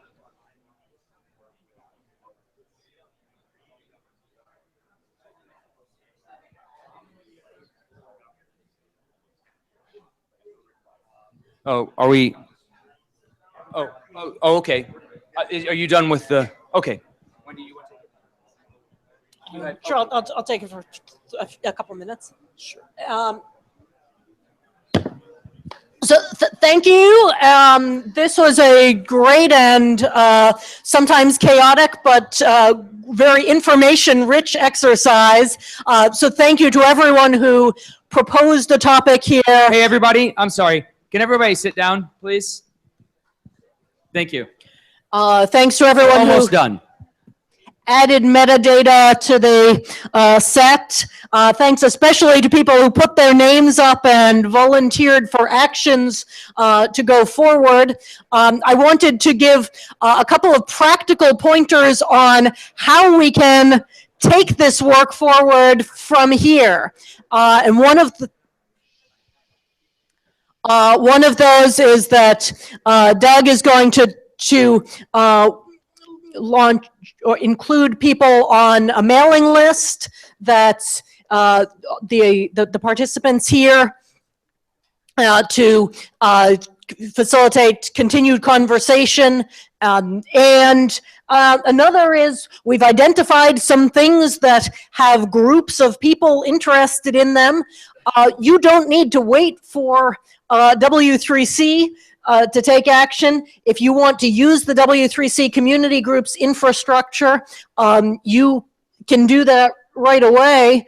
W3.org/community is the community group homepage, and clicking on create a community group invite you to request the W3C account if you don't already have one.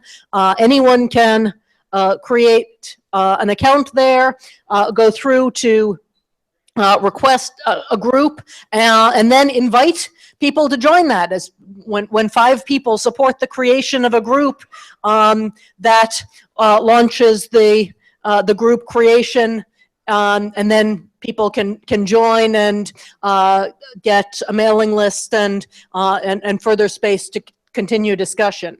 If you want more support for efforts than that and want to keep talking about interest group or have spec work that you think is already far enough along to start down the standards track, then we are here from W3C team to hear more about those interests, to follow the community groups, and to see how we can help move things forward. Thank you, Wendy, and thank all of you. This has been an amazing 2 days. It feels like about a week. I think for going forward, what we're going to try to do, unless you tell me not to, I'd like to add everyone who registered, I'd like to add their email address to a mailing list so we can keep the conversation going and follow up. I'll be following up with a lot of you about, I'm going to be working on a workshop report to try to integrate all of this. And I'll be talking to you if you have something more to say. You also feel free to get back in touch with me. And we'll just try to keep this going forward. I'll especially be in contact with the people who said that they wanted to commit to doing some work. Is Bailey in the room? Okay. I will go get Bailey. Bailey is going to do a little summary of what she felt, what she heard around the room, sort of the zeitgeist of the last 2 days. And then we're going to break for demos and open discussion. Again, NTT will have the demo running over in the corner there. And I'll be right back with Bailey.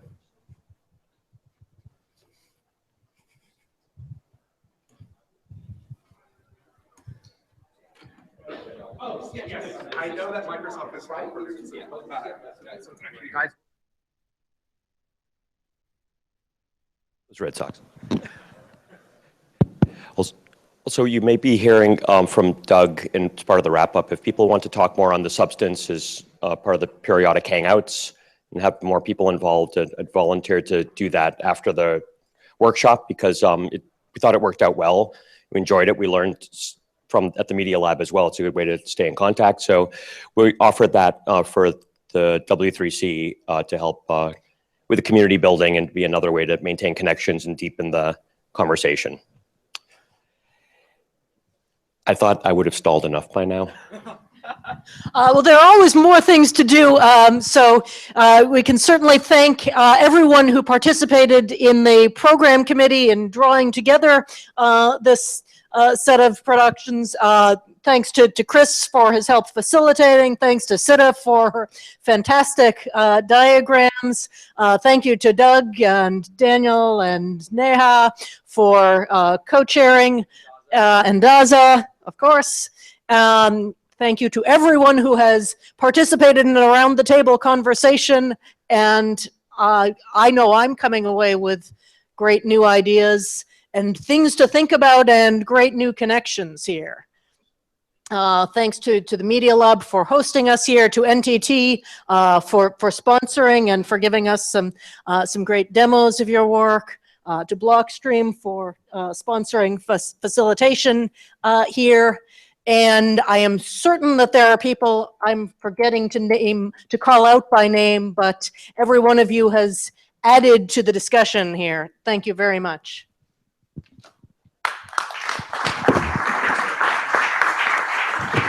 And you guys could talk amongst yourselves while we find Bailey. And then, so sorry to call you prematurely, but carry on. Thank you to Marta for her fantastic table topping Yes, facilitation.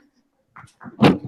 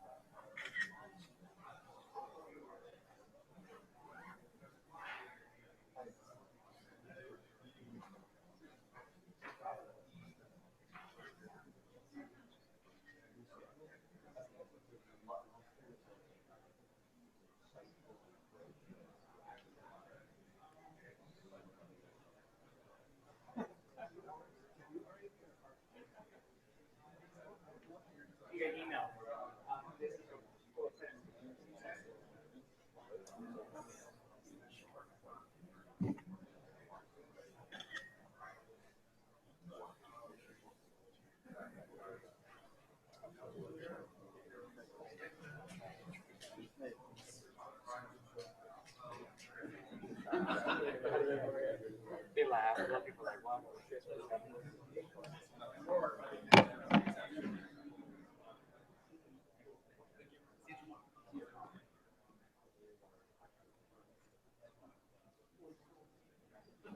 Where's your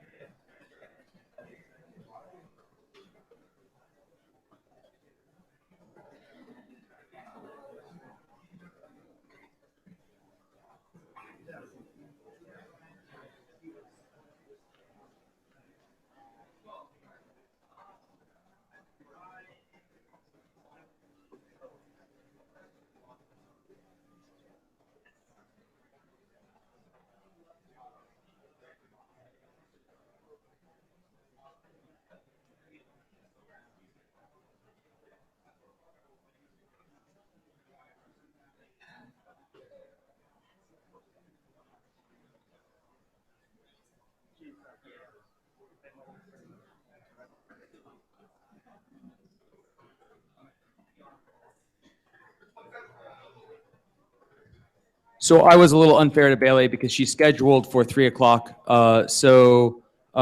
You guys talk amongst yourselves, and when she appears, I'm sure she will dazzle us.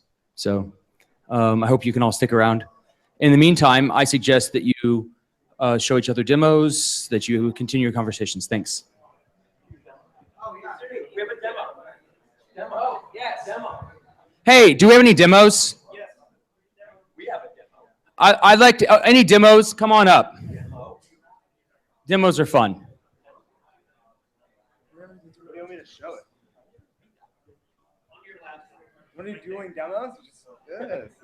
I didn't know if this thing was on. That's why I was... Oh, is it? Okay. Here we go. I got one of these guys. Yeah. Oh, I do have one of those. What do you want to do? HDMI? Yeah, HDMI is kind of what I have. You just want to share Yeah. Blockchain IT. Yeah, it's right here. I'm sure. I only got one left out. Well, there's so many things that are there. No, I totally agree with you. Yeah, no, we don't just get to put stuff up there though. They voted on it. I put Blockchain, but I can. Everyone. Also, so are we ready with the demo? Yeah, absolutely. If you haven't taken it after the demos, if you haven't taken advantage of looking at Sita's amazing drawings, please do so. Okay. So, yeah. Okay, so here is this is a web extension that I wrote. Okay, guys. I'm the ironic Microsoft person showing Chrome off, but it actually works in Edge and the rest of them. I just haven't tested in those other browsers. The web extension spec. It's a. Can we please stop conversations? Sorry. Okay. There's a standard called web extensions. You can now write web extensions that work in Firefox, Chrome, and Edge. I'm not sure about Apple. You might be able to run it on Safari. I just don't know if they support it. But basically, I wrote an extension that allows you to do the thing that some of us have talked about, resolving an identity in the browser. So avoiding the domain, the name system for the top level identifier. So this is actually Tim Berners-Lee, one name hosts a Blockstack node, which does the indexing, increase the font size. Okay.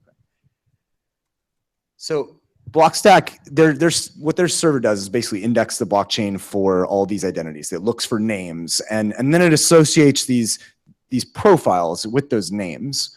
And you can create that linkage, and that's kind of what forms your identity. And you'll see up there, that's the zone file that lists where the actual ID's data is, and it's over there in Amazon. That's what was the default at the time. So what we can do is if we have an extension, and I hope this is in the browser someday, browser people.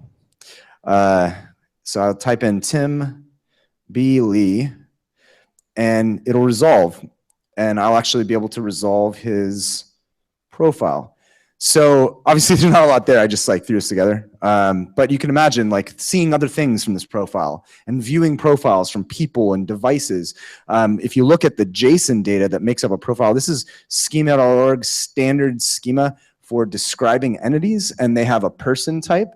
In there, there's like an image type that says what it is, like his cover image of the Golden Gate.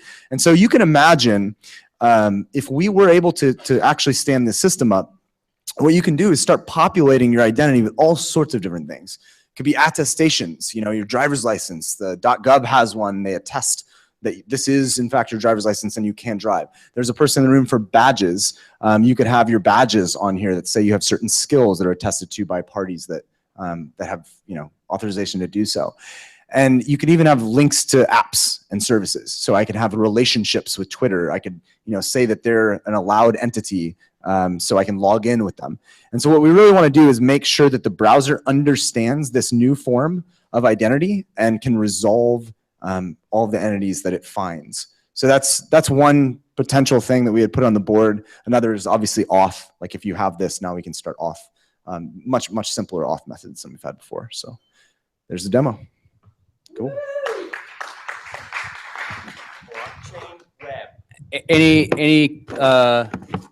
Any questions? Any other demos?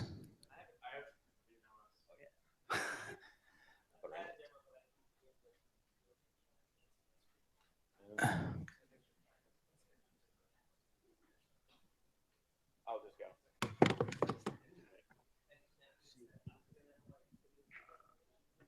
Where is the? Right there. I am totally blind. Is it this?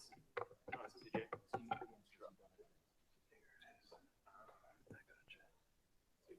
Thank you.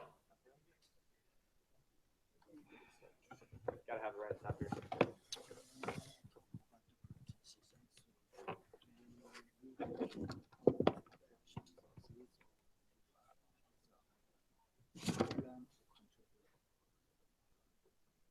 Cool. Hey everyone, I'm gonna try and speak while I type, which is kind of hard. I want to demo a few things of the stuff that I was talking about earlier. I'll probably go through multi-formats first and show you multi-hash, for example, pretty quickly. Then I'll show you IPLD a little bit, and then I'll show you an application that we wrote on top of IPLD and libp2p and IPFS, which is what you're looking at right now. But I'll show it in a moment. So Can you increase your font size? yeah. Is there like a stand here? Can I grab a stand? Because typing is hard with one hand. You know what? Font? Yeah. Can I do? You're gonna hold it for me. Thank you. Oh, even better. I can.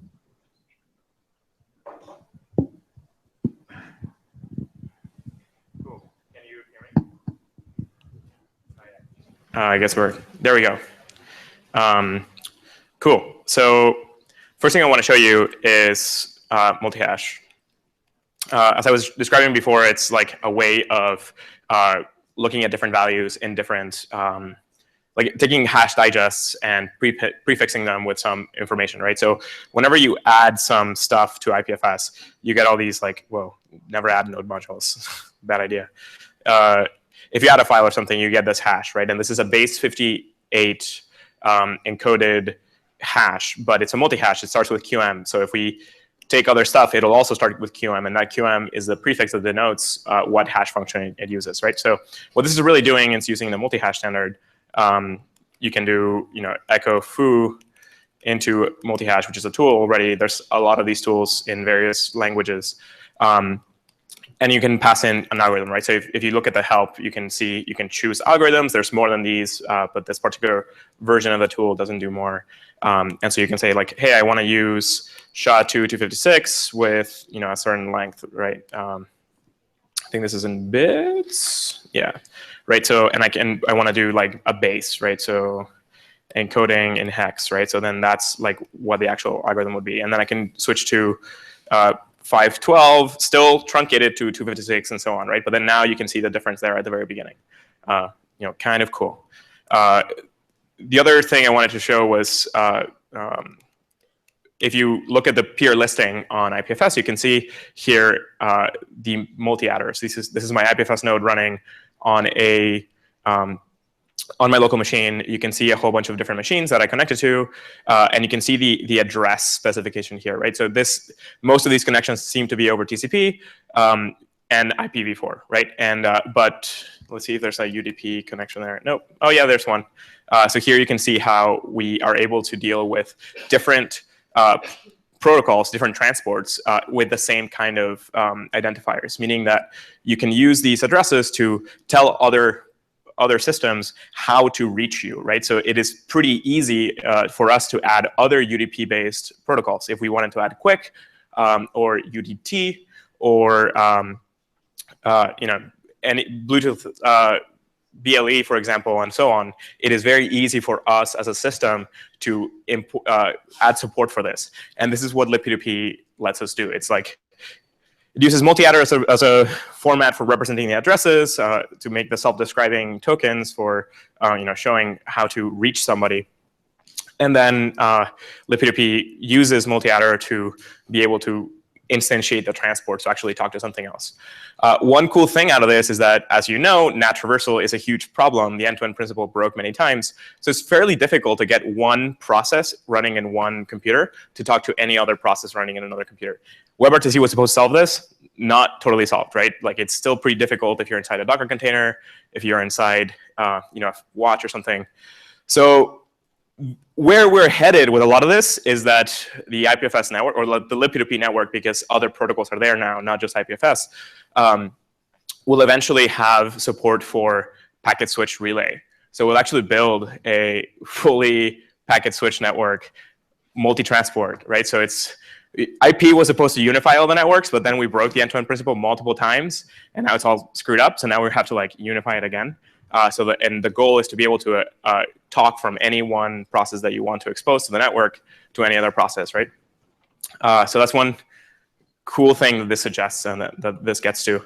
And yeah, so like this stuff that I'm adding, by the way, if you could somehow copy the hash, you could see, in the global gateway. This is a global gateway that you can like look. This pulled the file out of my machine, and of course you can see it in like your local file system. That's more like IPFS stuff. Now, the cool thing that I want to show you about IPLD, I'll use a visualization first.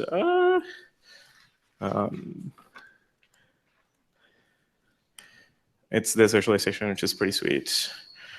So this is using a visualization of OrbitDB, which is something that layers on top of IPLD. IPLD is that format that I described before. Sorry, a million things here. Yeah, so it's just a way of expressing JSON, right? So like increasing the font size, like just have a way of structuring your JSON so that you have links that are multi-hashes and you're able to traverse with a path and all that kind of stuff. So this visualization shows how it's creating an oplog on, there are two sides here. This is not very clear right now. We're going to improve how this looks, but there are two sides to this. There's peer A and peer B, suppose, and they're connected through PubSub. And they're actually they got to talking to each other through a different entity in the network. Some other node is helping relay some of the information. This is using a CRDT to converge, right? So this is not a blockchain. This is a CRDT. There is no consensus required, right? It's all convergent. And here I can hit this button that says random color, and when I do that, the peer on the left is going to commit something to its oplog, and then this is running two IPFS nodes on the browser, talking to each other, moving everything through the network, and converging on the next version of the state. So this is what like is actually, you know, I can like show a bunch of these, tons of operations, and then like over time it'll get synchronized on the other side. It might take a little bit of a while for it to catch up, because this is when I hit that, a whole bunch of nodes in PubSub like started like listening to all the operations, right? So this is what and like now the peer on the right like caught up, right? So this is what's behind this thing that I want to demo. So this is Orbit, and you can actually go to it. If you go to orbit.libp2p.io right now, you'll get a page like this, and you can like, you know, log in. And if you come join me, you may be able to chat with me, and you can join the W3C room. And so this is a fully peer-to-peer chat on top of IPFS, represented as IPLD objects. So the log here, the chat log, is an IPLD chat log. The messages themselves are IPLD objects. You can attach things, like for example, I can take where am I? Demo. I think we have somebody. I can like, I just dropped a video, and so like the video right now is hashing, and so I can like look at this video here, right, and I can like, you know, play it, and you should be able to retrieve that. You should be retrieving that video through me, right, and so like this other tab is like now syncing it. This is all still pretty early though, and the cool thing is this entire thing works natively on the browser. There's nothing here that's installed anywhere that's not, you know, it's a full IPFS node in JavaScript, a full libp2p implementation in JavaScript. These nodes are talking to each other over WebRTC. They're synchronizing with some, there happens to be one centralization point out there in the network, which is like the WebRTC introducers. We're going to turn those into IPFS nodes. So IPFS nodes will be able to arbitrarily run introducers for WebRTC.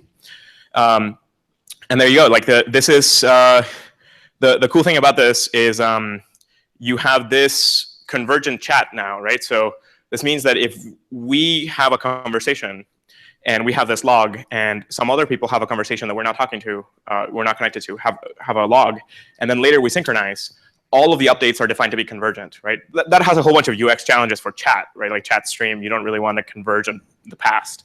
But it's an interesting direction for where a lot of the blockchain thinking, synthesized with a lot of the distributed systems, CRDT thinking, can push a lot of this stuff.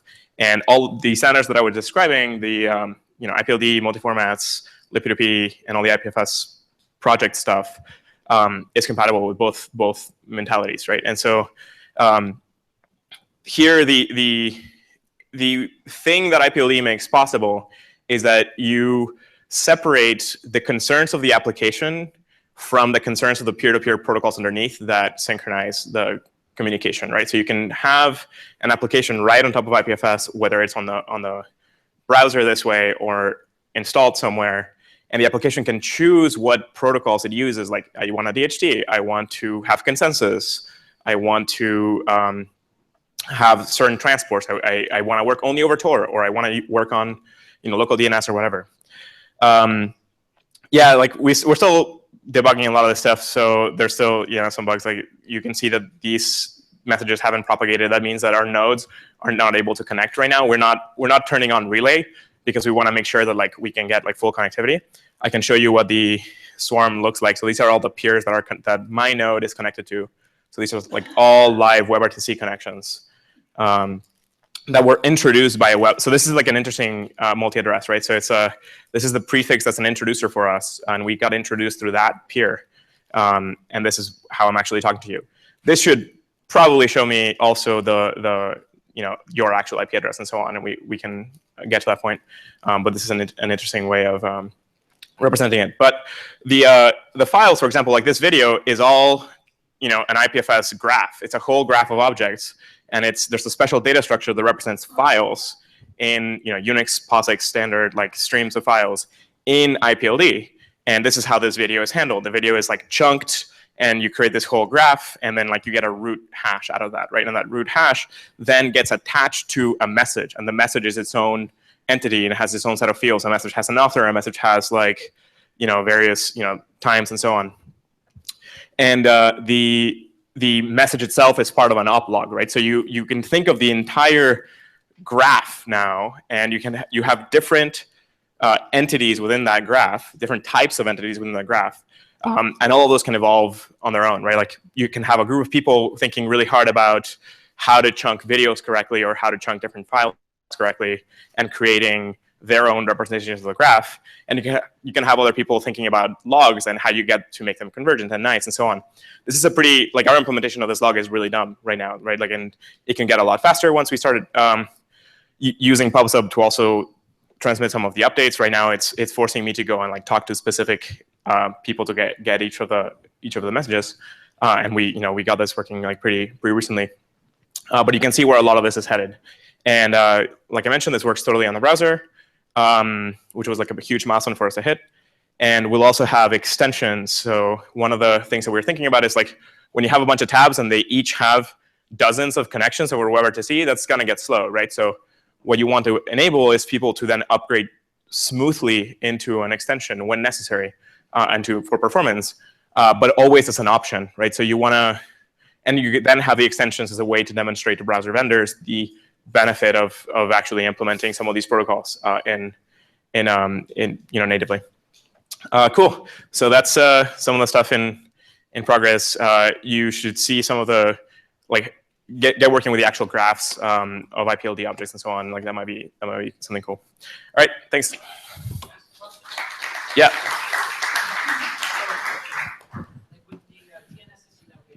Sorry, just a second. So with the DNS system we have today, the way we address content on the web, it works pretty well. I mean, there's lots of problems. We all know what they are, broken links and things like that. But if I go to my browser and I type in, Tyrion.com/foo, and that exists, I get it.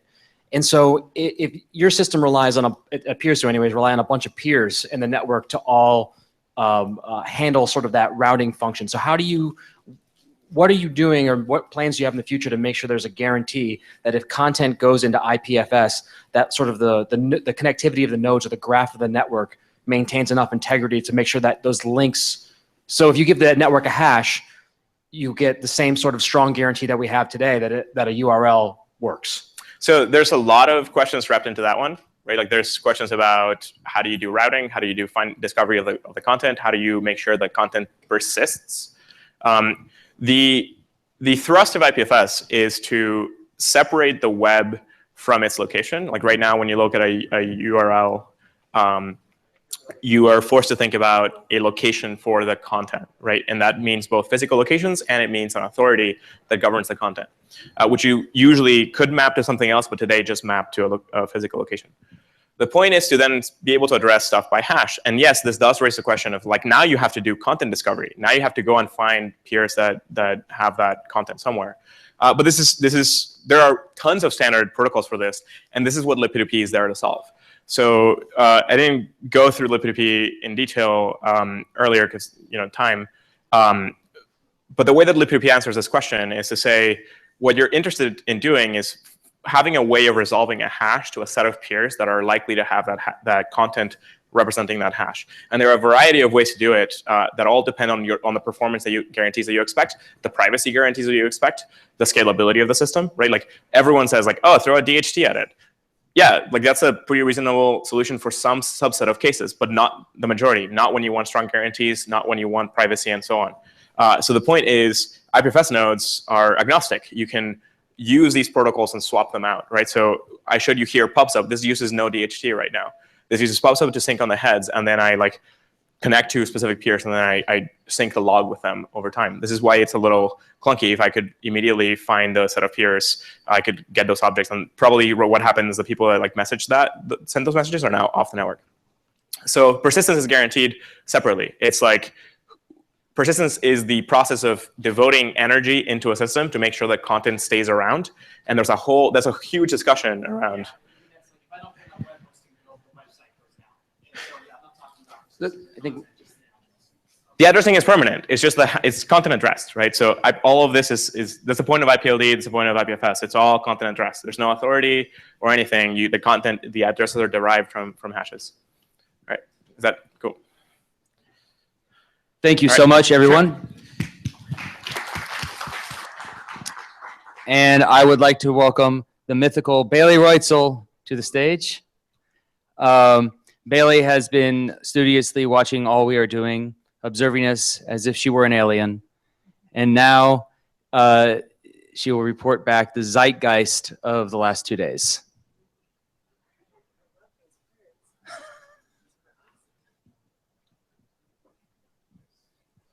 And after Bailey, we're going to break for demos. Again, the NTT demo is over here. And if people want to do more demos, people want to have an open conversation, we have the room for the next 2 hours after Bailey and conversations, etc. But it's an open conversation time. Good. Okay. Yeah, so this was a great couple days. I think the biggest success is that there's a lot of positive, if not optimistic, excitement around the opportunities for blockchain for a variety of different verticals.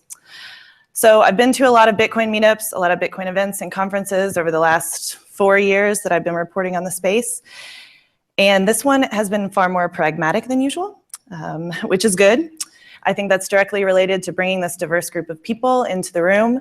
So there are the usual blockchain enthusiasts, but there are also general web developers and several legacy institutions. And I think that leads to a more productive discussion because we're all trying to get to the same outcome, some a little more extremely than others, but we understand the current systems aren't working as effectively as they should in the age of the web. So we have some use cases, we have some applications that are deployed and being used, and now we're here to standardize because standardization promotes competition while eliminating inefficiencies to advancing new web tech. So to sort of recap over the last 2 days what I've seen, the biggest opportunities based on the submission papers, breakout discussions, and chats I've had offline. So we've got identity, and really what we're talking about here is improving the online identity process so that consumers don't have to input their personal information over and over again. That really sucks when signing up for all these different applications. And plus, we're interested in deploying a more secure form of online identity, not reliant to usernames and passwords, which is also a very big deal. Whoops. Sorry. Okay, but there are also a couple concerns here, namely that with irrevocable and immutable identity, what happens when there's account takeover or theft? And this is a huge issue that a lot of the legacy players in the room have been talking about.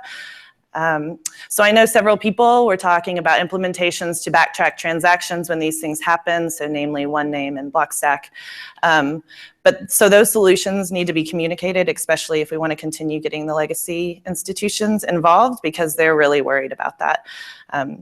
So instead of this irrevocable identity, they can just issue new cards. And so that makes it easier, but that also opens everything up for security issues. Yeah, so one thing mentioned during one of the identity breakouts that I was on is that with certain functionality, stealing someone's identity would be damn near impossible, but damn near still leaves room for possibility. So we want to make sure that we don't screw up anyone's lives like that. So that's a huge problem. Then there was a lot of discussion around provenance, obviously. A lot of this revolved around content creators and licensing. So we want people to create and we want people to get credit for what they create online.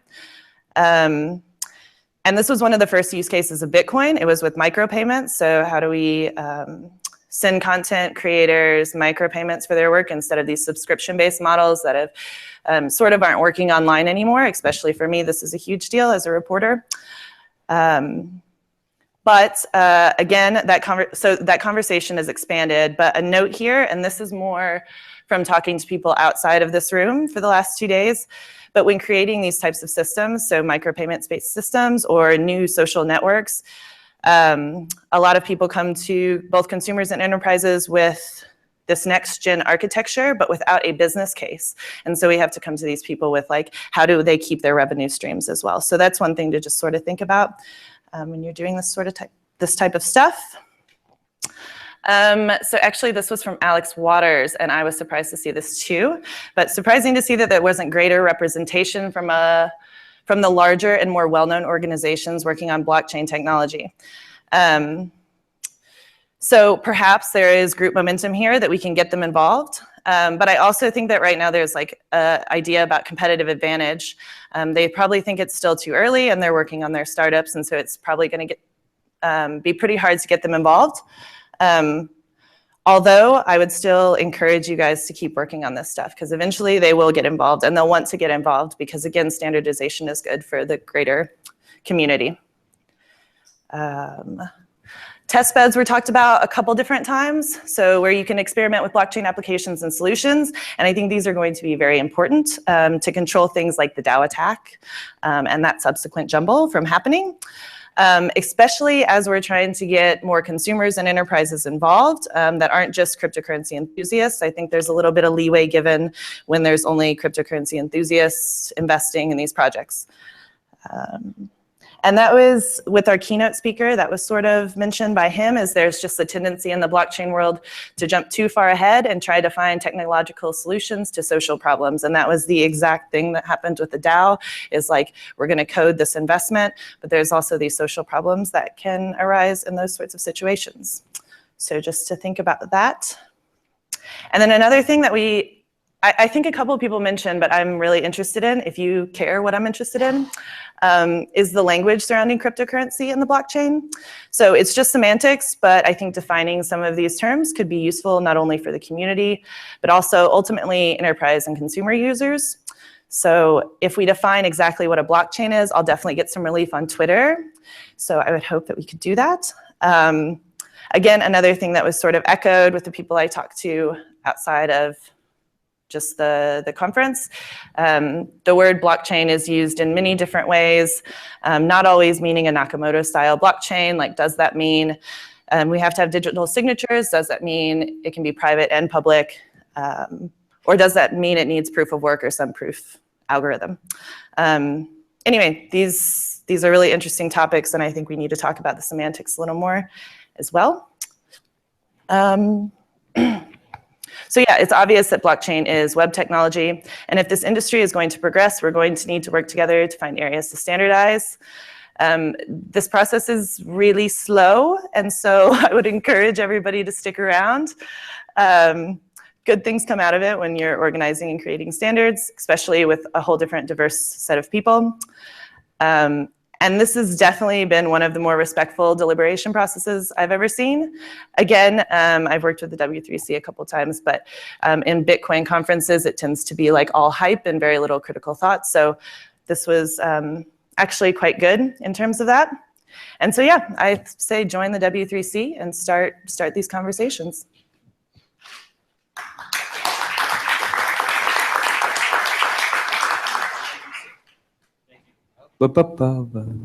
Thank you so much, Bailey. Again, I want to thank Daza. Daza, are you here? I want to thank Daza Greenwood for finding us the space. I want to thank Neha for being on the chairing committee. I want to thank Daniel Buchner, who's right there, for being on the chairing committee. I want to thank all of the program committee folks. I want to thank everybody who introduced me to other people following the Merkle tree out to the people who ultimately ended up being here. And I want to thank all of you. And we're going to call this formally to a close. If anybody has any demos, if anybody wants to do anything else, we have the space for the next 2 hours. Thank you all so much. Thank you, Doug, for putting it together. Thank you. Thank you. I am the champion. No.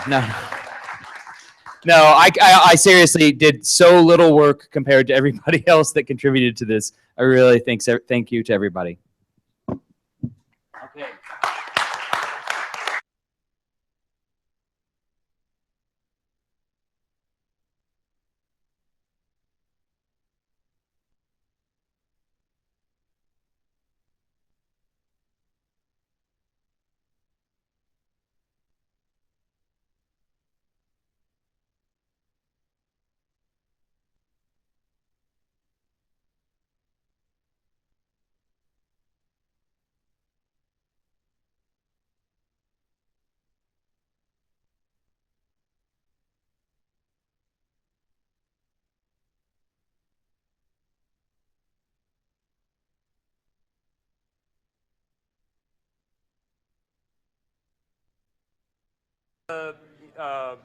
Tablecloths, things like that, manual labor stuff.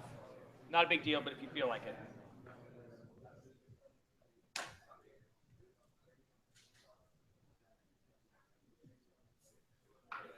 Oh, And again, a special thank you to Krista for facilitating this and providing the format. So the most tangible outcome.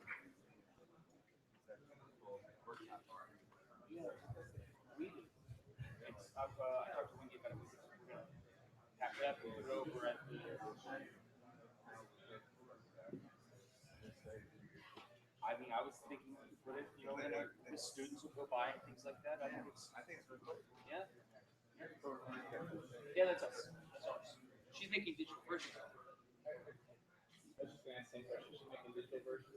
Absolutely, and they're going to be in the report. She'll also do the links.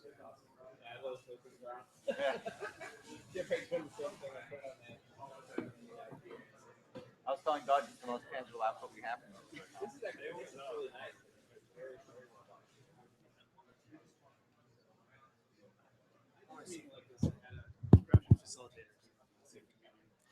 So I'm sorry, folks. I really totally neglected to thank Christopher adequately. Christopher did a great job. He came up with a lot of the format here.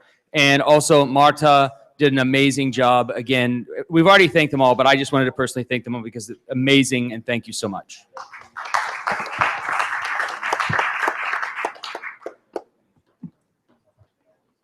Does anybody have any more demos? More demos? We've got 1, 2. You want to do another IPFS thing? Every day, all day. How many are interested in seeing a verifiable claims demo? If it's less than like 6 people, we can. Okay,